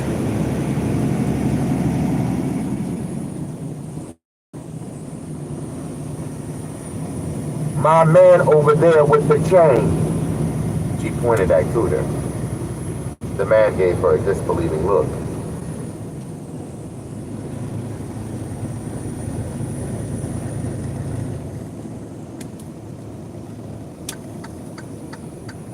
Yo, Cooter, he called, getting the man's attention. You know these two? Cooter squinted at them from across the park. Man, if they legal, let their asses in. The man gave Sugar and Roxy the once-over before stepping to the side to let them in. As Roxy passed, he grabbed her arm. I'ma see you later, Mom. He patted her playfully on the ass and slammed the trailer door behind him. A few yards away, Dina was talking to a lanky black kid who claimed to have some type of connections.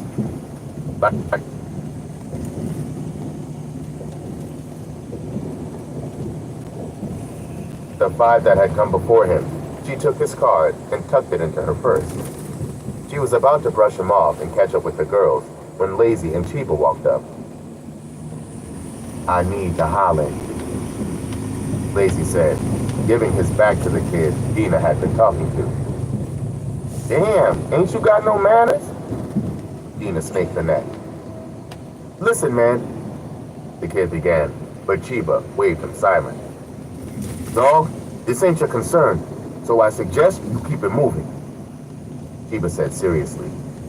Though the kid was dressed the part, white t-shirt and baggy jeans with a fitted cap, that was the extent of his thug nature. He knew the real thing when he saw it, and really didn't want any part of it to fall apart.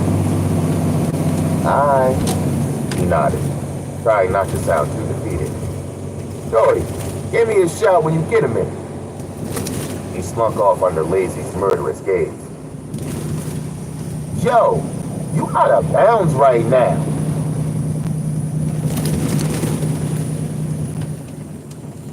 Dina said to Lazy, "You out here talking to niggas and playing video, ho, and I'm out of bounds?" Lazy snapped. Before he even saw her move, Dina slapped him flush in the mouth, drawing stares from the crowd. "Let me tell you something, Lance. I don't give a fuck how you talk to your little sideline bitches, but for as long as your ass is black, you better respect me." "Is you fucking crazy? I should knock your fucking head off." Lazy went to rush her, but True jumped in between.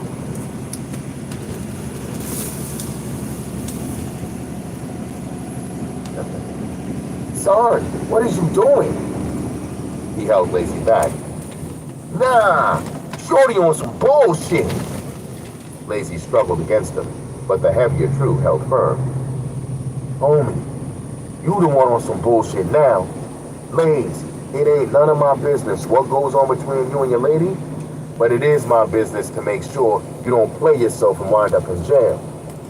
Did you forget where the fuck you are?" True nodded to the police, who were now watching with interest. "You right. I'm bugging." Lazy took a deep breath. "Dina." "Lazy, miss me with whatever the fuck you're about to say, because I don't want to hear it. You've made a fool of me for the last time," she shouted.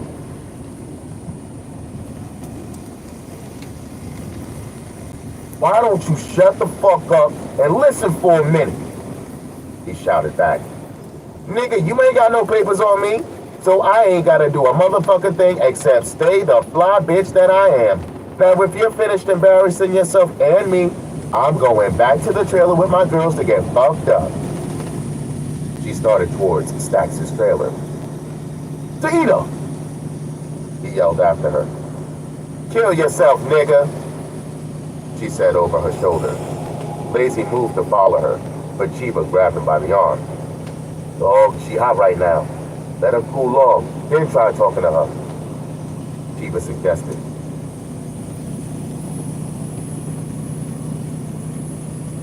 Lazy stood there for a minute, just staring at Dina's back until she disappeared into the trailer. "I need to go for a walk." "Alright, why don't y'all niggas give me this walk to the store? I gotta get some more Dutchies," Drew said. "Come on, man." Chiba steered Lazy towards the avenue. Dina had an extra bounce in her step, walking to the trailer on 131st, between the blocks. Inside, she felt like she could die every time she thought about Lazy and the little bitch in the avenue, but she refused to show him that. Being weak for a man was what had her ready to break down in the first place. She had an idea that Lazy was fucking around, but seeing it live and direct just did something to her. Then he had the nerve to try to act like she was the one with the attitude. "Wrong and strong," she mumbled. There was a barrel-chested man wearing a tight jean.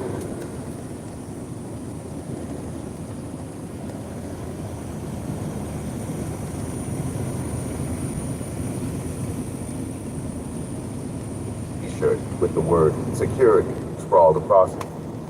He had a smooth chocolate face with a clean-shaven head, putting one in the mind of Tyrese, if he were 40 pounds heavier. When he saw Dina approach, the scowl on his face turned into a charismatic grin. "How you doing?" he asked. She shrugged. "Been better, but I'm here." "I know that's right." He looked her up and down. "Yo, you did your thing in the video, Mom."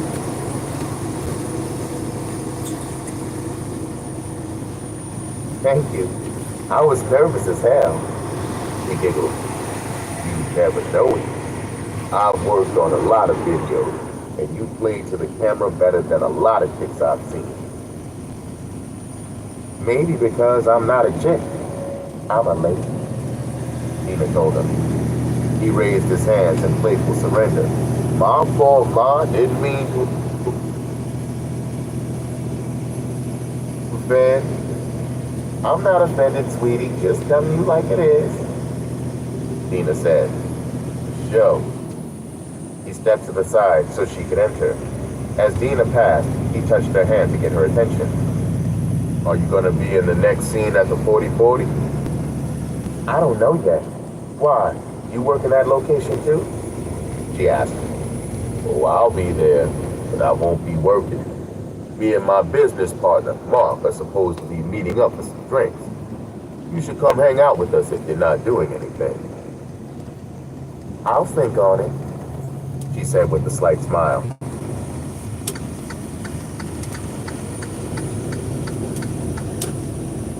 The man handed her a gold business card. "Well, the name is Raheem. This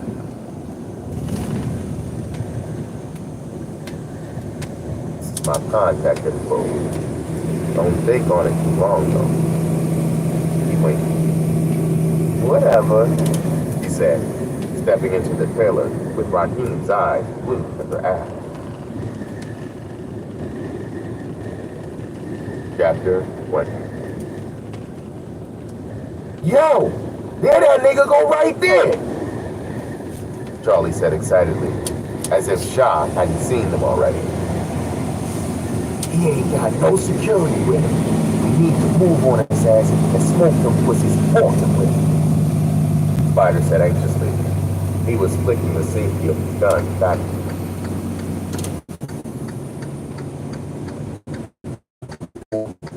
"Hold up.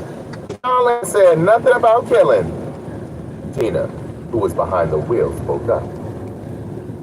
"Mind your fucking business and keep the engine running, bitch," Spider snapped. "The both of y'all shut the fuck up and stop acting like some damn clowns." Charlie quieted them. "John Boogie, what you trying to do?" John Boogie stared at John.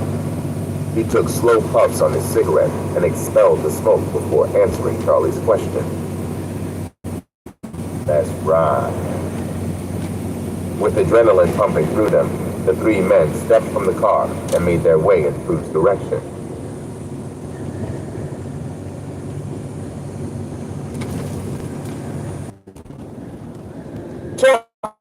"What the hell is your problem?" Yoshi asked once they were out of earshot. Ja had led her out of the project and over to the front of Gladys Hampton on 131st Street and 8th Avenue. "I could ask you the same, walking up to find that nigga Stacks groping my shorty," Ja shot back. "First of all, you know how I feel about that shorty shit, so please watch it. Second of all, wasn't nobody groping me. Them niggas was going to get drunk and asked if I wanted to come. And you was on your way back with them to get your lush on, right?" Ja asked angrily. Yoshi took a step back and glared at Ja. "You must have a low fucking opinion of me, Ja. Unlike some of us, I don't let business and pleasure overlap or intermingle.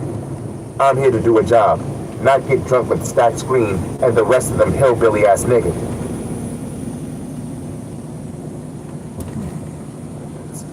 "First, you kicking the bullshit this morning. Now, you popping up at my job acting a fool. Ja, what the hell is wrong with you today?" The impulsive side of him roared for Ja to bark on her. and let her know that there was still an animal lurking beneath the surface, but he resisted. Instead, he composed himself and spoke as calmly as he could. Yoshi, I don't mean to zone out on you like that, but I know how shit goes on these video sets. These rat niggas be in violation, and I don't know how I feel with you hanging around them all day. John, you know every time I do a video, I get whoever's starring to give you first dibs on security so we can be on set together. But you're the one thumbing your nose at the jobs. Cause these pussy niggas get under my skin. How many of these fake-ass thugs throw a little bread around and think they can have whatever they want? Come on. How many of these bitches have fucked Stacks or a member of his crew since they've been in town? And what does that have to do with me? Ja didn't answer, but the look on his face said a lot. Oh, so you think I'm out there on some party girl shit, huh? Baby, I told you that I hung that China shit up when we got together. I can't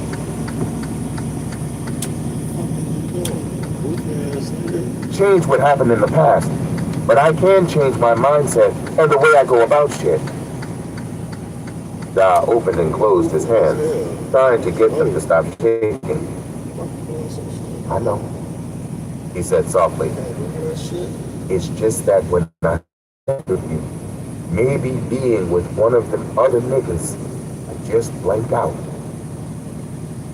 Yoshi placed a hand against his cheek, just feeling her skin against his, quieted Ja's peace. Ja, for as long as you're doing the right thing, you don't have to picture me with anybody else. You gotta learn to trust me like I trust you. I'm trying, Ma, but what?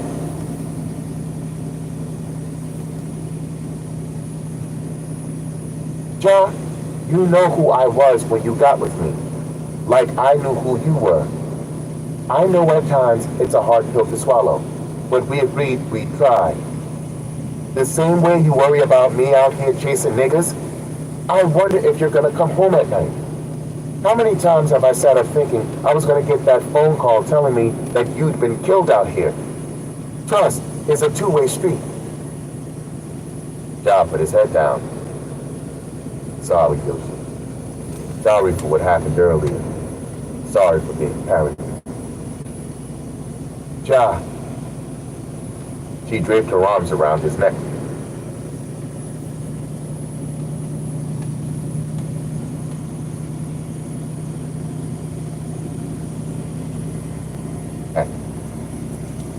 Let's not build our relationship on apologies.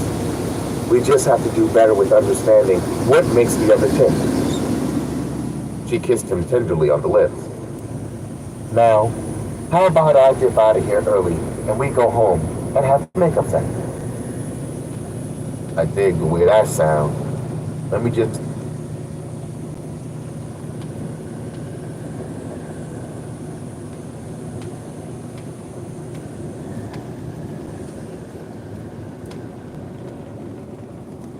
Tell Tech and Spook. Ja's words suddenly trailed off.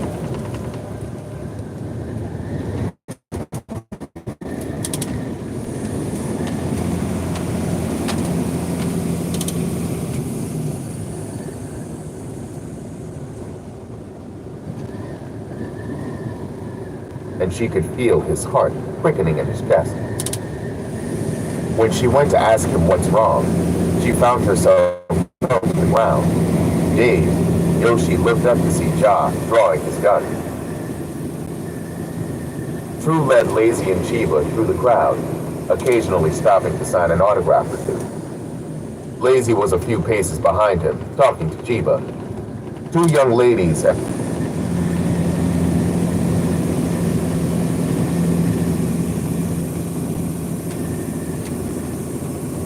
run up on them and asked for autographs, not even realizing they weren't actually a part of the group. The attention from the ladies took the sting out of the way Dina played him, but he was still tight. They had managed to make it out to the avenue through the front.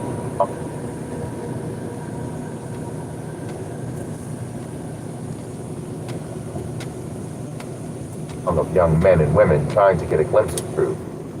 The store directly across from the video shoot only had white owls,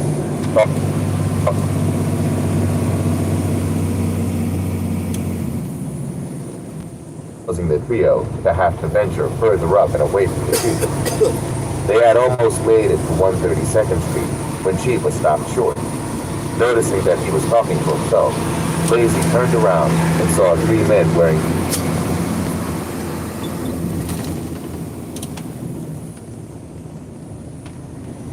bandanas around their faces, making hurried steps in their direction.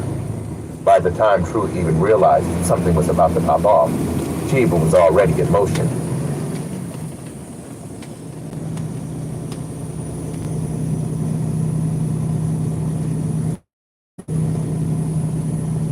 Yanking the small .25 from his pocket, he began firing wildly.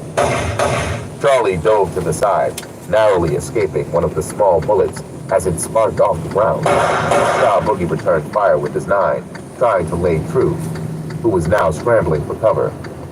Spider noticed Ja standing off in the cut with his gun drawn and assumed he was an enemy. From a crouch, he fired 2 shots in Ja's direction. Ja easily avoided the bullets, but one came dangerously close to where Yoshi was crouched, distracting him. When he turned to shout for her to take cover, a bullet grazed his neck, throwing him off balance.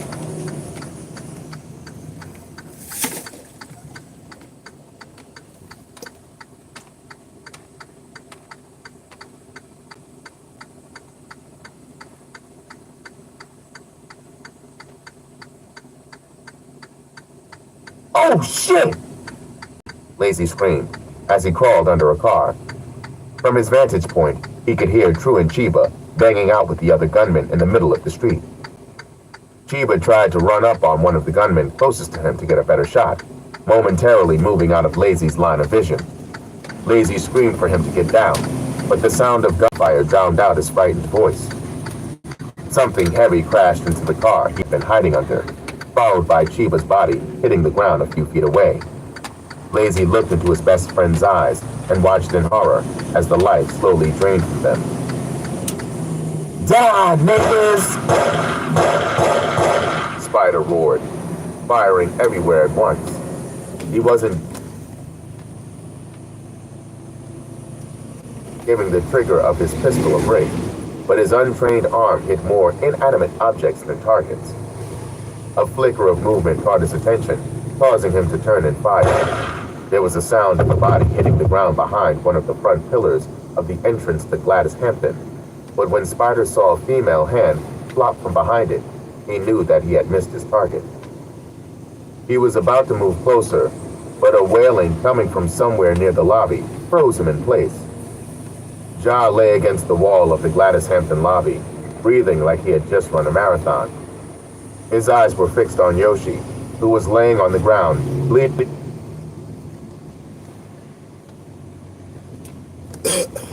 from a hole Ja couldn't see, but he couldn't force himself to go to her. Seeing his lover down tipped the balance between madness and sanity in his mind, and Ja howled. Instead of moving to check Yoshi, he stepped from behind the pillar with his weapon at the ready. Spider saw Ja come into view, but there was something in the man's eyes that made him hesitate for a second. This was all the time Ja needed to put a bullet through his head and dump 3 more in his chest as he passed. Thinking about nothing but to kill, Ja started walking towards Shaw and Charlie, popping shots.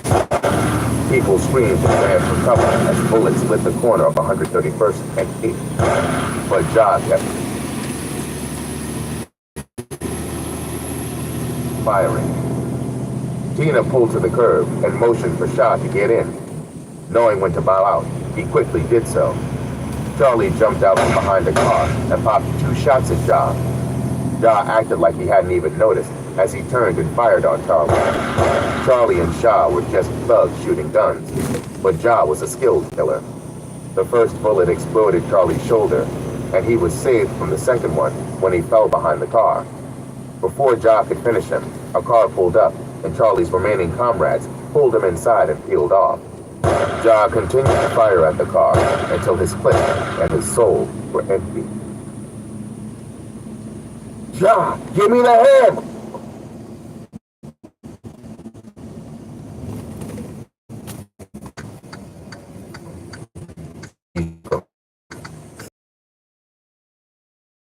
didn't understand what he was saying. At first, he thought that the ordeal might have been a bad dream, but when he looked down and saw Yoshi laying unconscious in his arms, he knew it was real. Her pulse was faint, and she didn't respond when he shook her. Her clothes were so bloody that he didn't even know where to begin looking for the wound. You hear me talking to you, nigga? Give me the fucking strap before the balls get here. Spooky shook him roughly. Finally realizing what was going on, he handed Spooky the gun and watched him disappear around the corner. I'm sorry.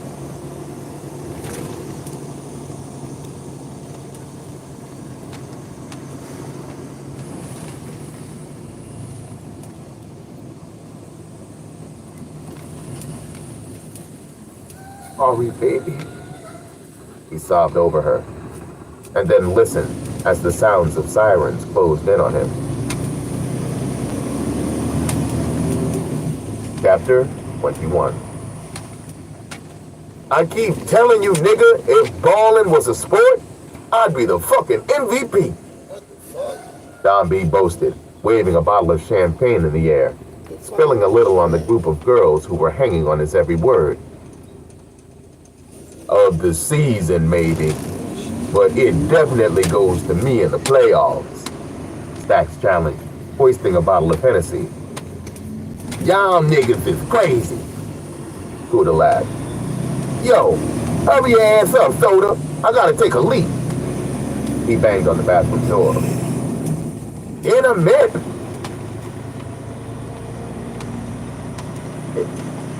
Soda yelled back. That young boy is in there getting it in. Stacks laughed. I told y'all cats that I only deal in the finest quality of trim. Black Ice said from his seat in the lounge chair, minus one of his girls. I might have to see what that's about, if Soda's ass ever gets about the pussy. Kuda said. All money down is a bet. Black Ice stroked Cinnamon's leg. The door creaked open, and Dina stepped in. The hungry glare she got from the men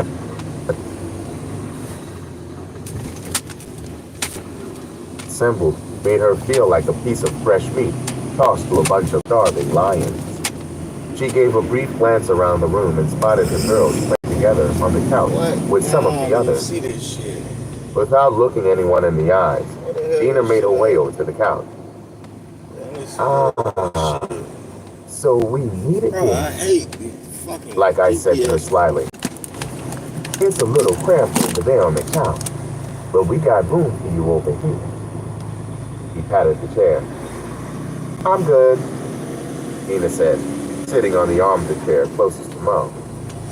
Though she tried not to look over at Black Ice, she couldn't help it. He was fine as hell and looking like new money, decked out in shiny jewels.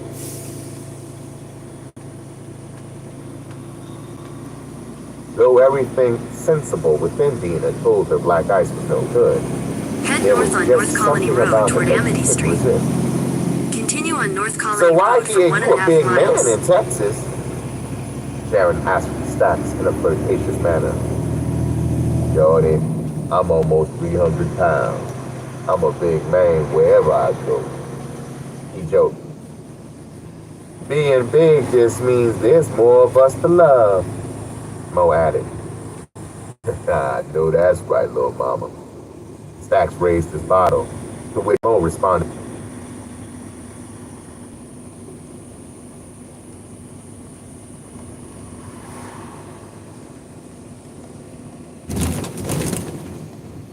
By raising her glass. Soda came out of the bathroom looking like he had just been in a fight, with Lisa close behind him. Her lipstick was smeared.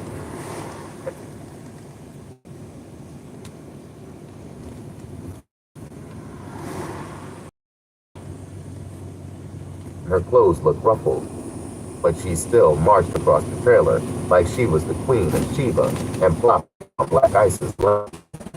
Softly into his ear, he placed a small roll of bills into his jacket pocket. Dina peeped it all, but didn't say anything. Damn, Daddy. I hope you saved some for the rest of us, Roxy said to Soda. We country boys, Ma.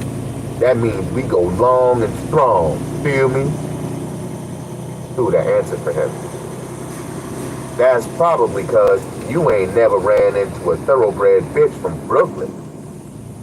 Sugar added. I know that's right. Mo co-signed. I see the planet of Brooklyn is in here strong. Don B moved closer to Roxy.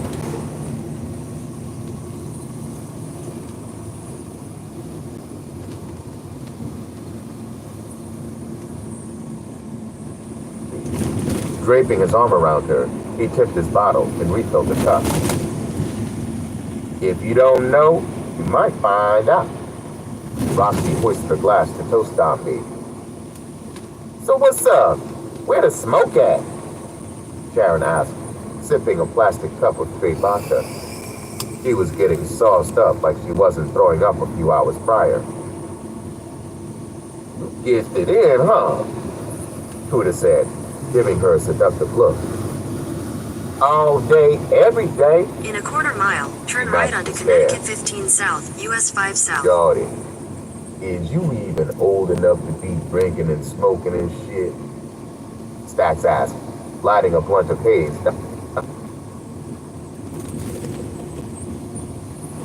Aunt B had rolled for him. Hell yeah! I just turned 18 the other day, and a bitch is still celebrating. Sharon lied. Is that right? Stacks was speaking to Sharon, but looking at Dina, who just turned her head. Fuck it, better hit the weed, Huda said, disappearing into the bathroom. Yo, it smells like straight ass in here, he called out, causing everyone in the room to laugh.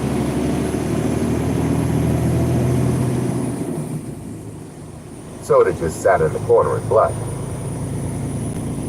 Shorty, you don't talk much, do you? Black Ice asked Dina. The name is Dina, not Shorty.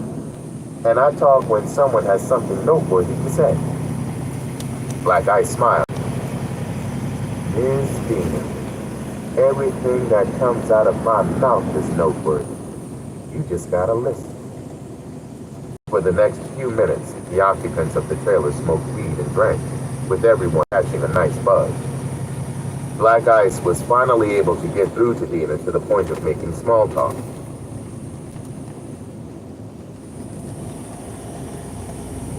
For as brash as he seemed, the man was actually quite intelligent and articulate, which surprised her. When she asked him what he did, he downplayed it as being an adult entertainment, but the look she got from the girl named Cinnamon made her doubt the sincerity of it. Dina was about to probe further into his profession when Raheem poked his head in the trailer. Yo, everybody stay put. Some shit just went down off the block, he told them, while still trying to listen to a squawking radio. What's going on? Stacks asked.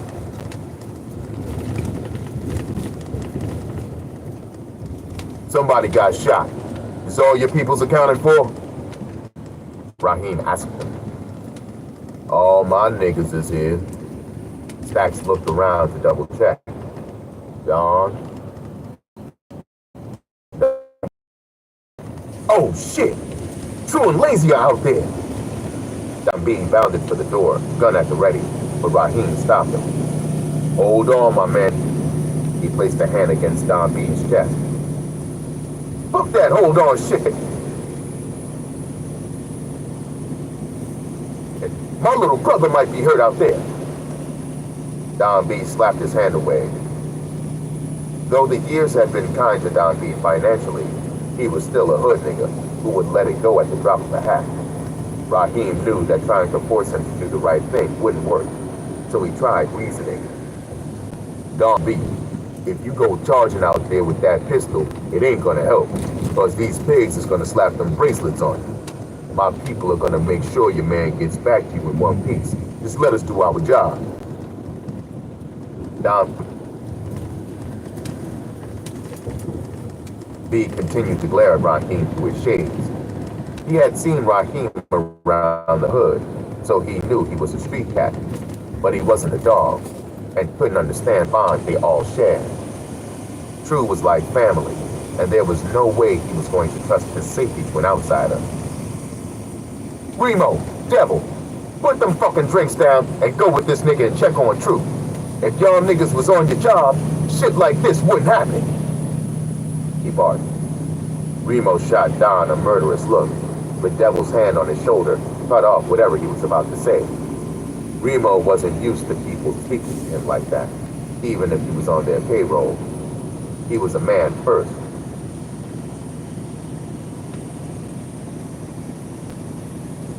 And anybody that didn't respect that got dealt with accordingly. Devil, on the other hand, was more sensitive to the issue. He and Don B had a history spanning back to when his Uncle Red was running his business. Not only were they friends, but they hailed from the same set. Don, Devil addressed him. I know you're upset right now, but you need to calm down. You pay me and Remo for service, so let us handle it. Come on, Remo. Devil pulled Remo by the arm. Remo allowed Devil to lead him from the trailer, but made a note to himself to have a private conversation with the self-proclaimed Don when it was all said and done.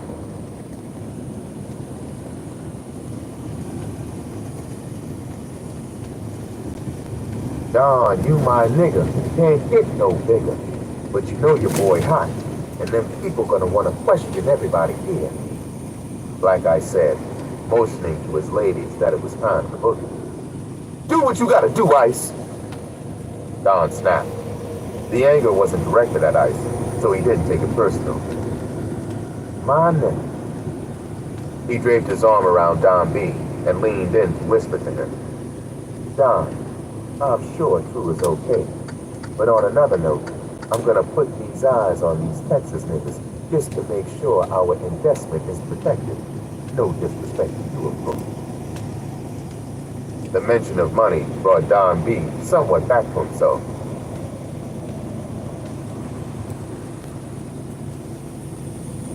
I figure, Ice, that's why you'll always be my nigga.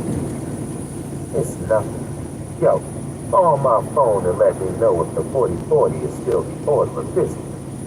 If not, we can take your boys to shoot. That's a bet. Don B gave him a pound. Black Ice stopped short of the door and turned to Dina and her crew. I suspect the police will be asking around for ID.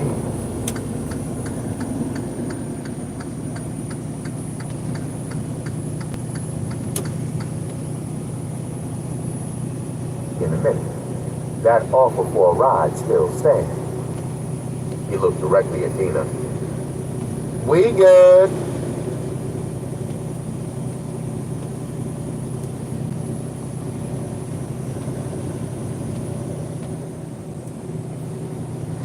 Sharon said, settling further into the chair, closer to where Soda was now sitting. He smelled like weed and pussy, but it didn't seem to bother her. Actually, I think we'll take you up on that. Dina grabbed Sharon by the hand. Shorty, the party ain't over just yet. We out to shoot the next scene at the 40. Huda protested. We'll catch you down there. Dina continued to the door, with Sharon still gripped firmly by the hand. Dina, why you tripping? Sharon asked, trying to pull away. Bring your ass on and be quiet. Dina continued. What she wasn't saying was that she was really saving them from embarrassment and Stacks from jail. If the police came through and found their underage asses drinking and getting high, all hell was going to break loose. The shootout would be nothing in the headlines compared to Stacks getting slapped with a child endangerment case. Seeing that the video scene was no longer topic, Sugar decided she and Roxy needed to be where the grass was greener. You got room for 2 more. Chapter 22. Ja sat in a drab white room, lost in his own thoughts. The sound of the different machines and the whirling of the air conditioner made a strange rhythm in his head, giving him something to focus on other than his grief and feeling of utter failure. In the bed directly in front of him, Yoshi rested quietly. God had been merciful, as the bullet was able to be successfully removed from her collarbone. It would leave a nasty scar, and there was always the possibility of nerve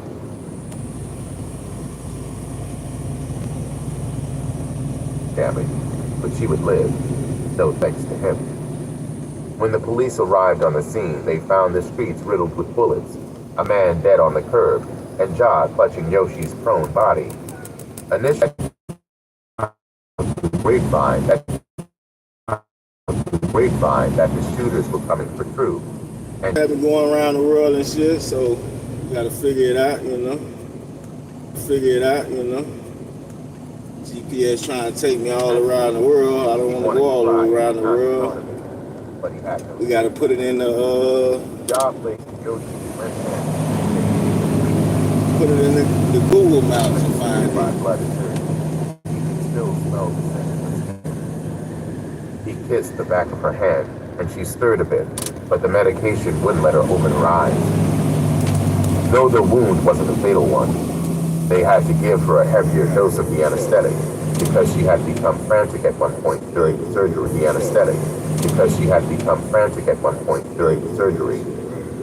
Death and Ja had walked hand in hand since he was a child, and the death of his mentor and closest kin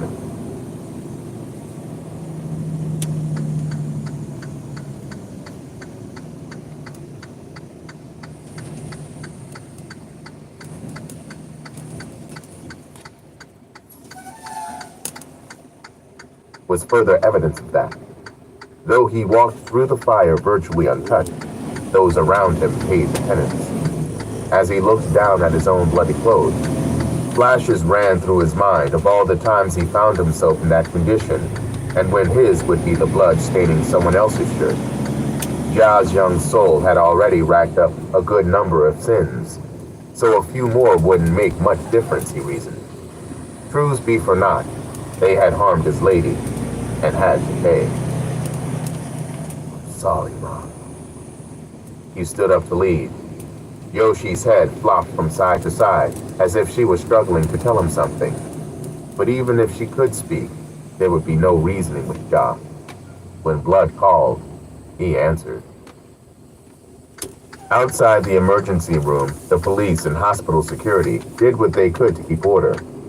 Though the rest of the video had been canceled for the day. Almost there. We're about to bust these books and get it done. Appreciate y'all hanging out with me, Milkman, Mr. Milktastic. We splashing in the Fishbowl. There were quite a few one stop of 3 that weren't ready to let it go. Way later than we would have liked it to be, but we here now. And in cars that followed the ambulance from St. Nick over the few good short man, blocks they only got a few pallets at each still stop. trying to get at the dog. While Stacks and his people headed to the hotel to get changed for the night, the members of Big Dog headed to the hospital. Though his manager insisted that it wasn't a good idea, True insisted they come through to make sure Yoshi was good. Of them all, he was the closest to Yoshi through the bond he shared with Rhonda.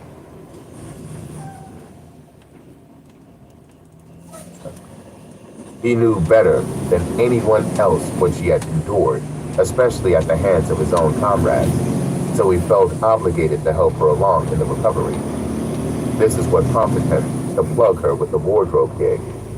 To everyone's surprise, including True's, she was a natural at it. The police had initially tried to make some of the members leave, as their presence was causing a situation, but True held fast, insisting that they were all family of the victim. A shoving match almost ensued between Big Dog security and the police, but a young black nurse had stepped in on their behalf. She was a chick from the hood that had been seen around Young Lazy a few times. They agreed that the bodyguards could stay with True and Don B, but the rest of the entourage had to go. You know their faces from anywhere? Don B asked True, who was leaning against the vending machine. Remo and Devil formed a protective barrier so that the two could speak in private. Nah, I ain't even get that good of a look at him. Drew said. All I know is, me and the young boys was walking to the store. The next thing you know, Chiba pops off. Don, they laid the young boy.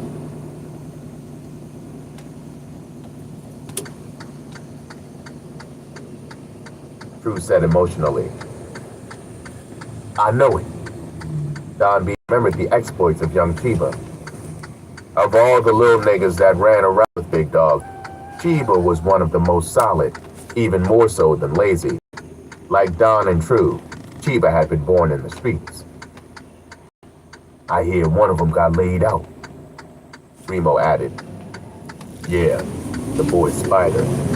He's a little nigga from out of Brooklyn who ain't worth the shit they used to cover his ass with. Devil said, any idea why some Brooklyn niggas would want you clipped? He asked True. Probably just haters.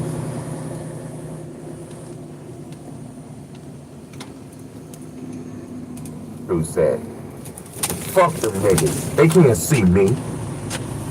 Still, I need to keep security on you at all times. Don B insisted. Don, I can understand that shit when we out, but this is Harlem, baby. Home. True protested. Yo, you see what happened with Payne and them niggas? And I ain't trying to let you go out like that. I don't know who I'm gonna put on you yet, but you're definitely getting a babysitter. Don B said, letting him know that his decision was final. Haters ain't gonna try to pop you with Popo lurking not even 2 blocks away. Nah, that shit is deeper than just hate. Finally, we're here. Goodness gracious. Good Google Don B said. Billy and Reese came rushing into the emergency room entrance of Harlem Hospital. In addition to their regular security, there were several police officers stationed around and outside the emergency room. Reese wondered if maybe there was someone famous getting treated at the hospital too, but that thought died away to an icy ball in the pit of her stomach when she saw Don B and his minions huddled in the corner. If she had it her way, they'd have avoided him altogether. But of course, Billy knew the answer. Billy, what's good? Don B nodded to her. He knew Billy from the hood, but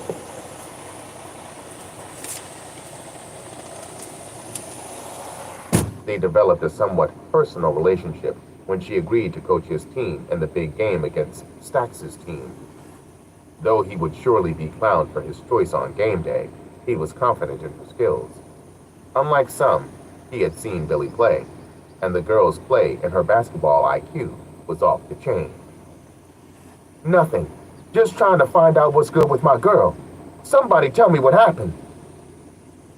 When everyone seemed to be more interested in the floor than looking at her, Billy got aggressive.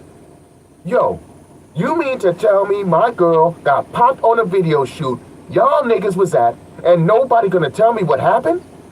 Niggas, that ain't Harlem. Talk to me. Billy, let me talk to you in private for a minute. Spooky spoke up. He had been so deep in the cut that Billy hadn't even noticed him in the waiting area. She agreed. But before following him outside, she glared at all the members of Big Dog in attendance. Reese just dipped her head and followed him out. Oh, Tell me man. something, Spooky. This shit is leaning over. That is not good. I hate to see shit leaning over. But it's the way they loaded this shit. Nothing I did. Scene when he jumped, he got hit. He said matter-of-factly, "What the fuck do you mean?" John started popping with Yoshi standing there? Is he crazy or just stupid?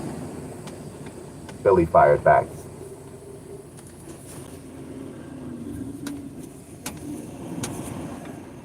Billy, don't shoot the messenger, aight? You know damn well John wouldn't put Yoshi in harm's way like that unless it was serious. He paused to let a cop pass who was returning from his cigarette break. My guess is he's seen the shooters coming and drew. And you've done as much dirt as that nigga, you don't know who might be coming for your head. Where's Ja? Reese asked. He's upstairs with Yoshi, Spooky told her. I need to go check on my girl. Come on, Reese, Billy said, heading back into the waiting area. Just as they had crossed. Gotta take a picture of this bullshit leaning. Don't be like it's my fault. You can see my scrap still on there. So that shit ain't leaning on my accord. You definitely take a picture of the bullshit, bro, cause I don't wanna hear it like it's my fault. That shit leaning. It got nothing to do with me. And everything to do with how you load your truck. So, how you doing? All right. You actually got 2, 3, 4, 5. You got 5 of them. 5 pallets? Yep. That should be good though, as far as the lineup, right? Yeah. Okay. Let's take this scrap off for you. Also, show this shit leaning like that. That's what they did. You know what I'm saying? Ain't got nothing to do with me. That shit leaning over like that. Hope she go get some help. Somebody help her. I can't do nothing with it.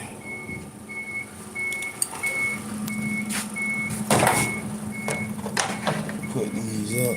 Put these scraps up.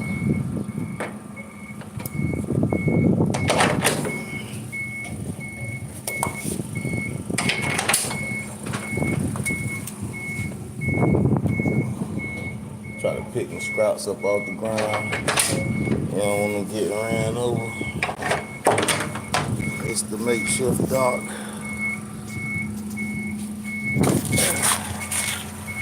Gotta line the truck up to. So yeah, there's that. I always gotta take pictures like, hey, my scrap was in place. That's little shippers. You gotta talk to your shippers about that shit. They gotta stack their shit better. You looking at me like it's nothing. Oh, you driving crazy? Hell nah, nigga, that shit wasn't never stacked properly.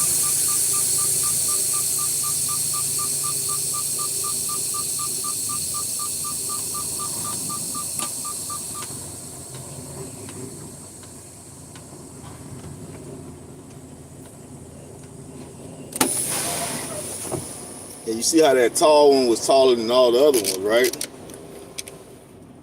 One time I got loaded there, and the crazy man put this tall pallet in the nose of the trailer by itself, and then put a gap, and then started putting 2 and 2. Good thing I got in there and walked in the trailer and seen it, so I was able to scrap it up. It's almost like that boy set me up for failure. Woo! Woo, woo, woo. Oh, yeah. Oh, yeah, baby. Goodness gracious. Good. Moving and moving. I didn't even know I had to do that. God damn. God damn. God damn. Woo. Be all that ice water. Good, moving and moving. God damn. Good.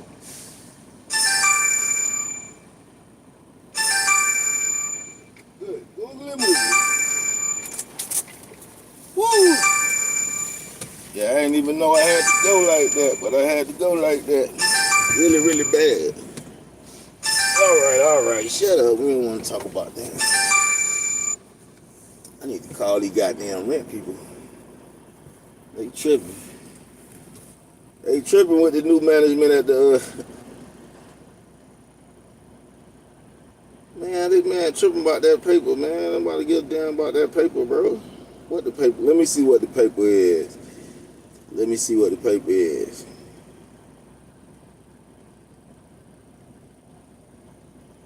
New truck identification card. Why is it so fucking important that I get the new truck identification card? I don't understand why it's so important that I get it. I gotta have it. Why? If I got a digital form of it, why you need to see the printed out version? Like, nigga, why?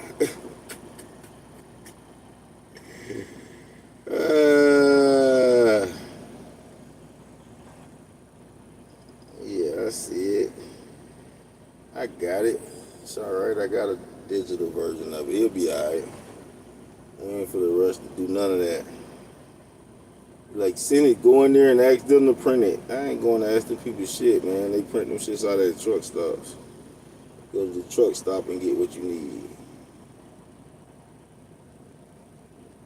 I guess I would ask them, because you know what? That's getting it for the free versus the fee. And right now we need to get everything, keep everything coming in. We need to cut off all fees. So we can avoid a fee. Yeah, you know what? I am going to go ask them to print that out. I don't give a damn. I sure am.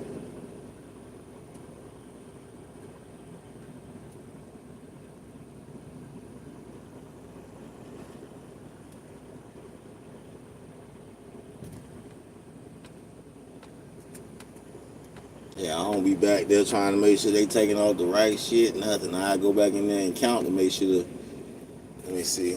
I got 2 more stops, so they got 1, 2, 4, 5, 3, 4, 5. Should be 10 pallets left on there. That's how I can tell I got the right amount left. I just count the next stops, how many pallets they got, go in there and count the pallets. All right. If the pallet count is off, usually I try to keep track of how many times they going on there, but I'm doing other stuff right now. I ain't paying attention to that.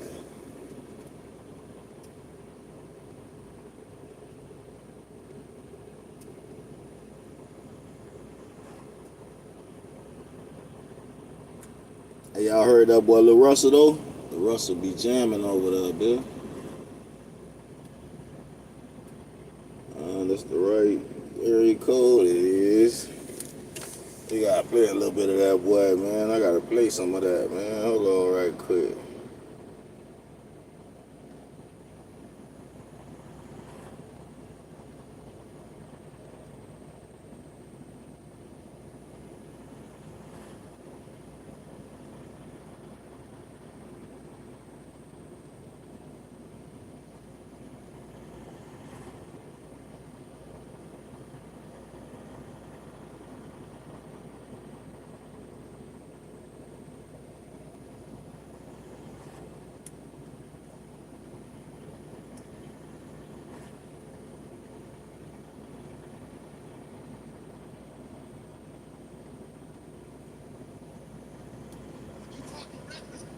What you said when I was talking about Adam 15, reckless.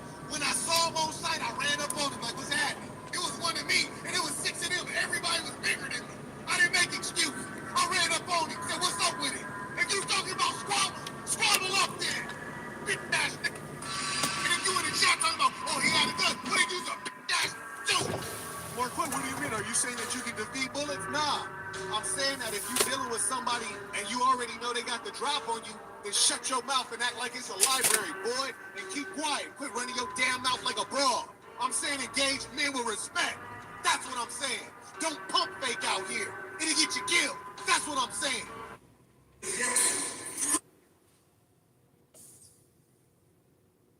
I just wanted to hear Lil Russell right quick, man, before I get the read for y'all. I just gotta hear this right quick. The man snapped on this thing.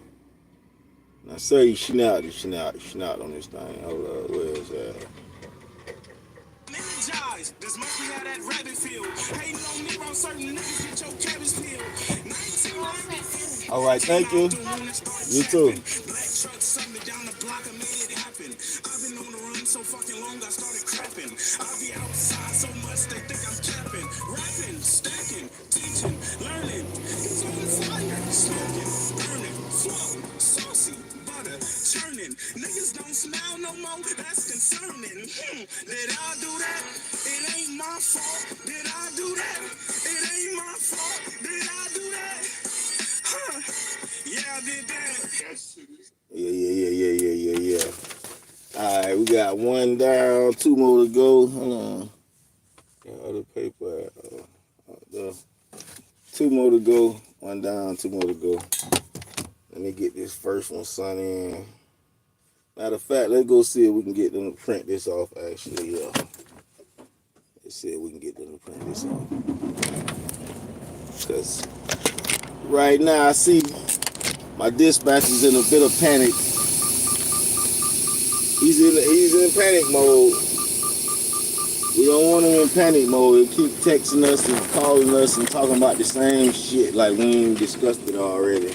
So we'll go in here and see if we can not be petty and get it printed out. So he don't got no reason to text us or call us no more. Like, leave me alone. I got it, bro. Leave me alone. Stop trying to talk to me so much. I like doing my job. I don't like all that talking contact. Too much contact, my boy. It's a no contact job. You don't gotta call me. I don't gotta call you. Just send the information. Where do I pick up the load? Where do I drop off the load? What time I need to be there? That's the type of simple information this job requires. Do you understand? Not all that talking that you keep trying to do, man. I understand what's all this extra talking you keep trying to do with me. I don't want to do all the extra talking, brother. Oh, damn, I'm supposed to call them people, too. There's a lot going on. I really just want to go, but I don't even think I got enough time to go over there. And it's a Walmart. It would be a Walmart right here, bro, at the first stop. Like, why this couldn't be at the last stop? Where I could just pull over there, have somewhere to... Oh, yeah, I got to count that there. Make sure to count right. Make sure I got the next 1, 2, 3, 4, 5. 1, 2, 3, 4, 5. I told you. That's how I make sure I got all the product. Trapping, rapping, snapping. That's how it happened.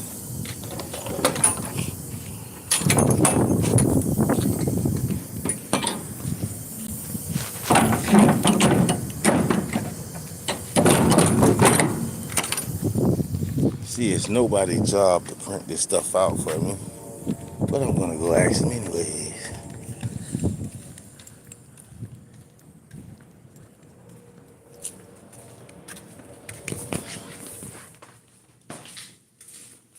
No desk back here immediately.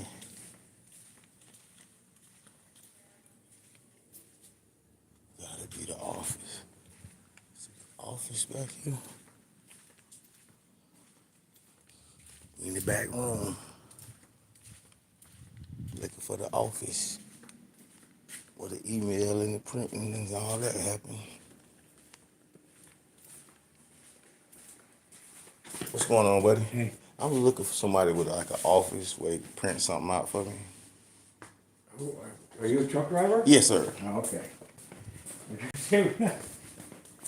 Come on up to the AM truck driver. Yeah. I was just seeing if I could get you to print something out for me. Oh, yeah, sure. All right. Take a few minutes. All right, come on up there. Oh, you're good. I need to take a few minutes sleeping.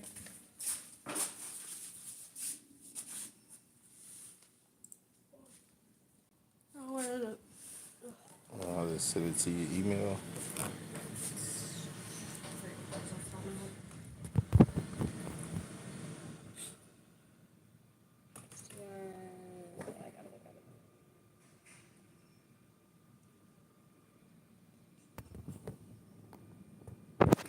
STR.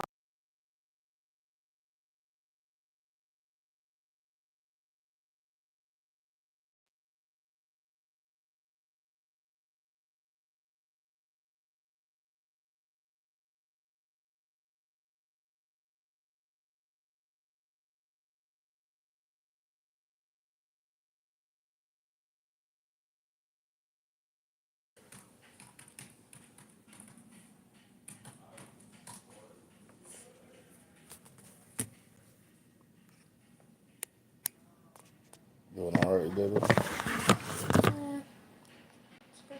kind of cold out today, though, I'm not gonna lie. Today? The wind just Oh, killing yeah. me.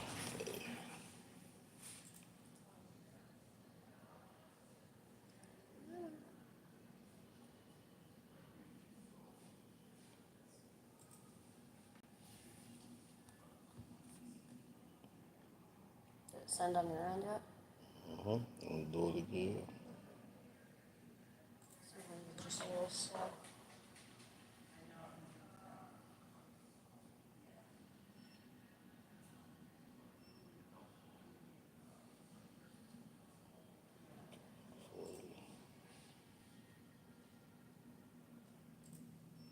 STR2344. You put 2 R's or 1? It's 1 R. Yeah, that's right. That's actually, yeah, it might just be. It might be slow. spam.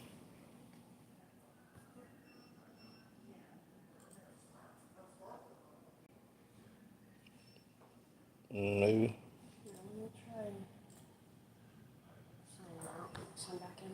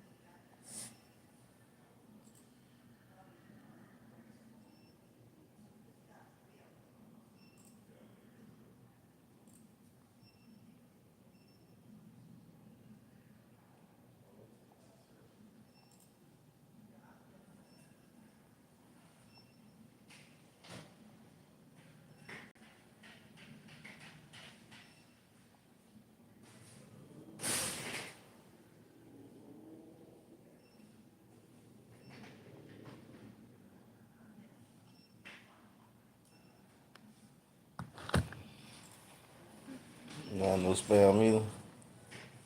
Oh, Yeah, there we go. it's slow as hell sometimes.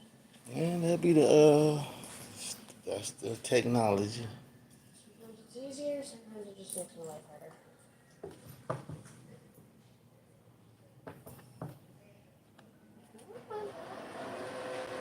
See, everything got molasses today. Just 1 copy? Or you need Yeah, more? just 1 copy. There Thank go. you. You're welcome.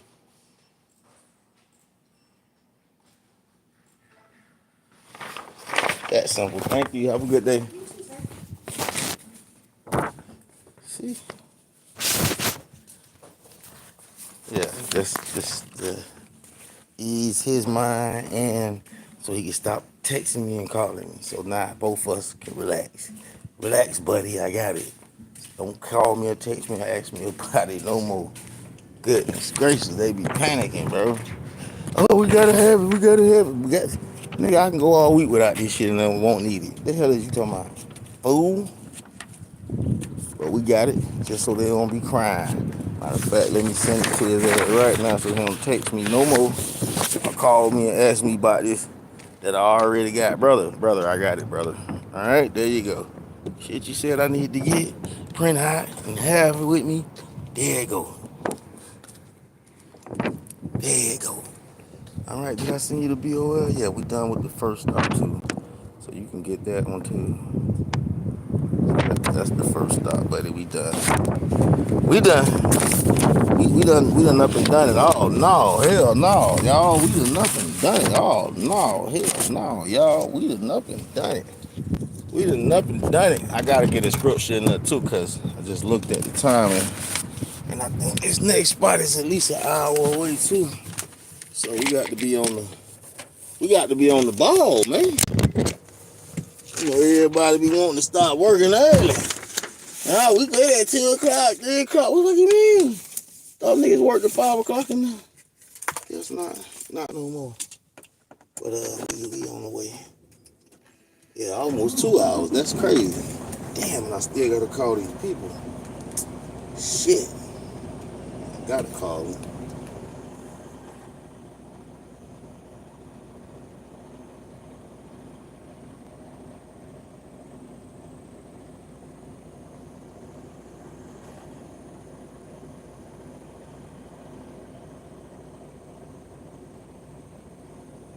Give me 1 second.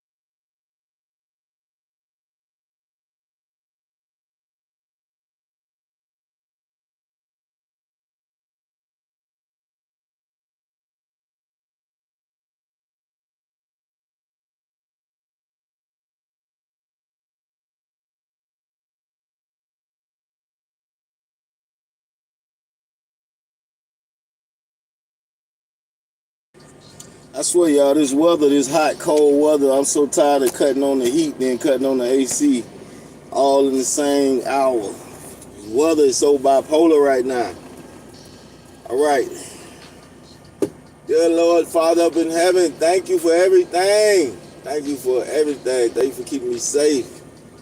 In Jesus' name, I pray that I get knowledge, wisdom, understanding as I read your word. May the person listening get knowledge, wisdom, understanding. May they be encouraged to pick up your word in case they are atheists or orphan and don't know that you are real and that you their Father. I ask you to reveal yourself in Jesus' name.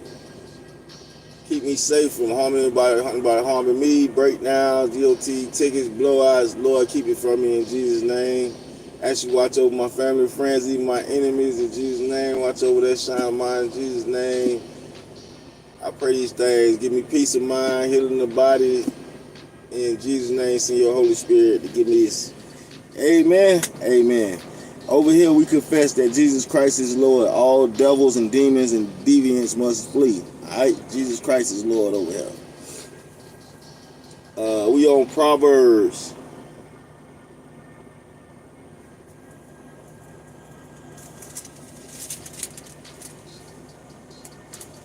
Proverbs chapter 7. The wiles of a harlot. My son, keep my words and treasure my commandments within you. Keep my commandments and live. and my teachings as the apple of your eye. Bind them on your fingers. Write them on your tablet of your heart. Write them on the tablet of your heart. Say to wisdom, you are my sister, and call understanding your intimate friend, that they may keep you from an adulteress, from the foreigner who flatters with her words. For at the window of my house I looked out through my lattice, and I saw among the naive and discerning among the youth a young man lacking sense passing through the street near her corner. And he takes the way to her house, in the twilight, in the evening, in the middle of the night, and in the darkness. And behold,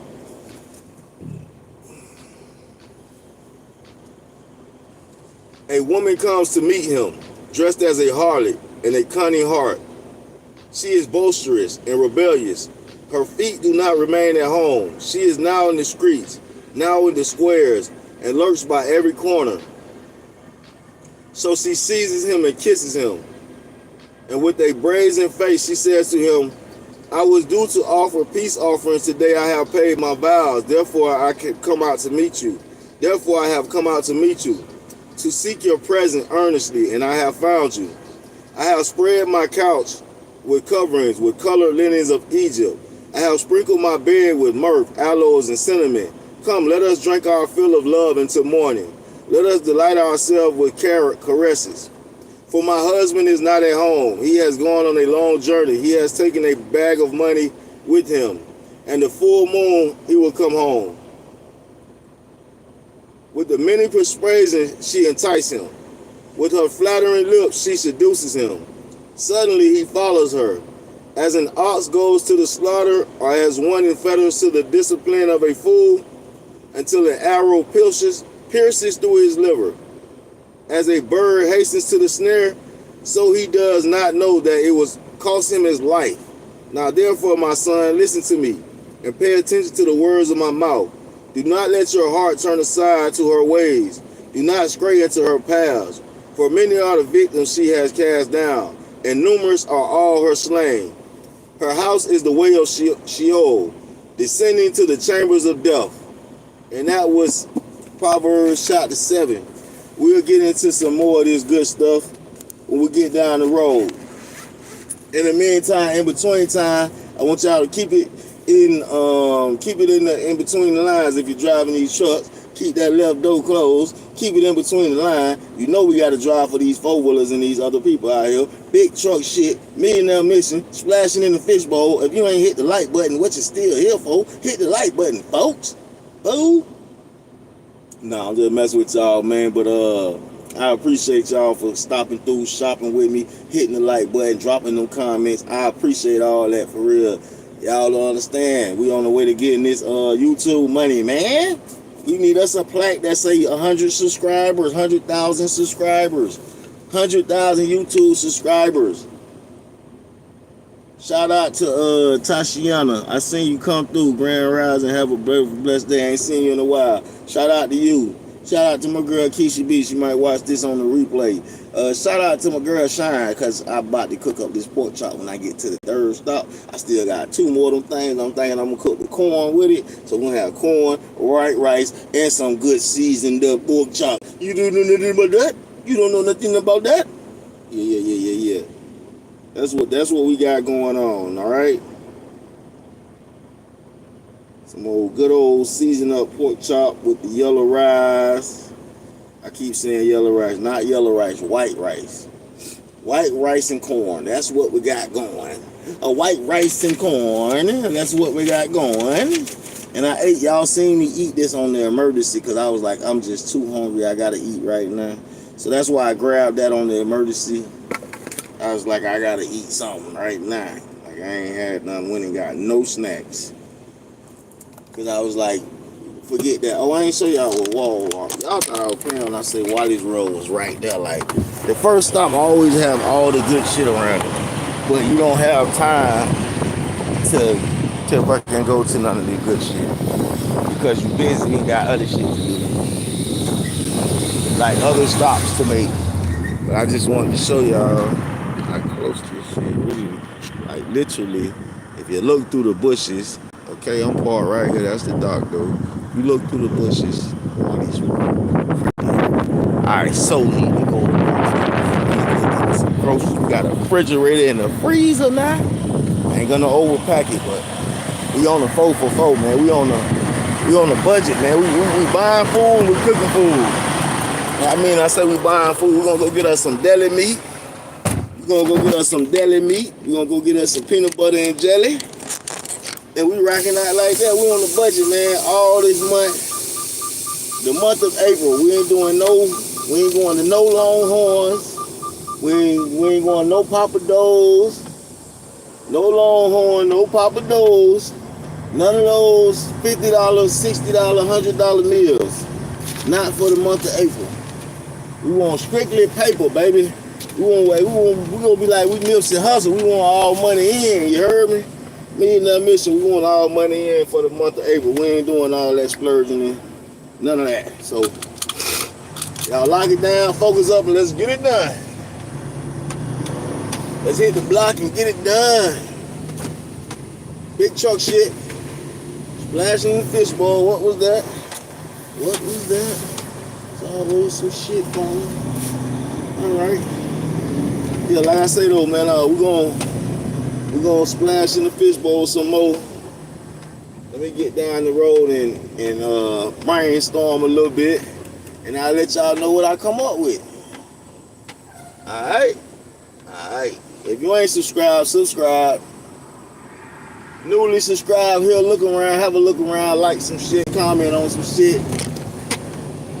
Millionaire Mission, make sure you on one. Millionaire Mission closing, make sure you put on something. Alright? Alright.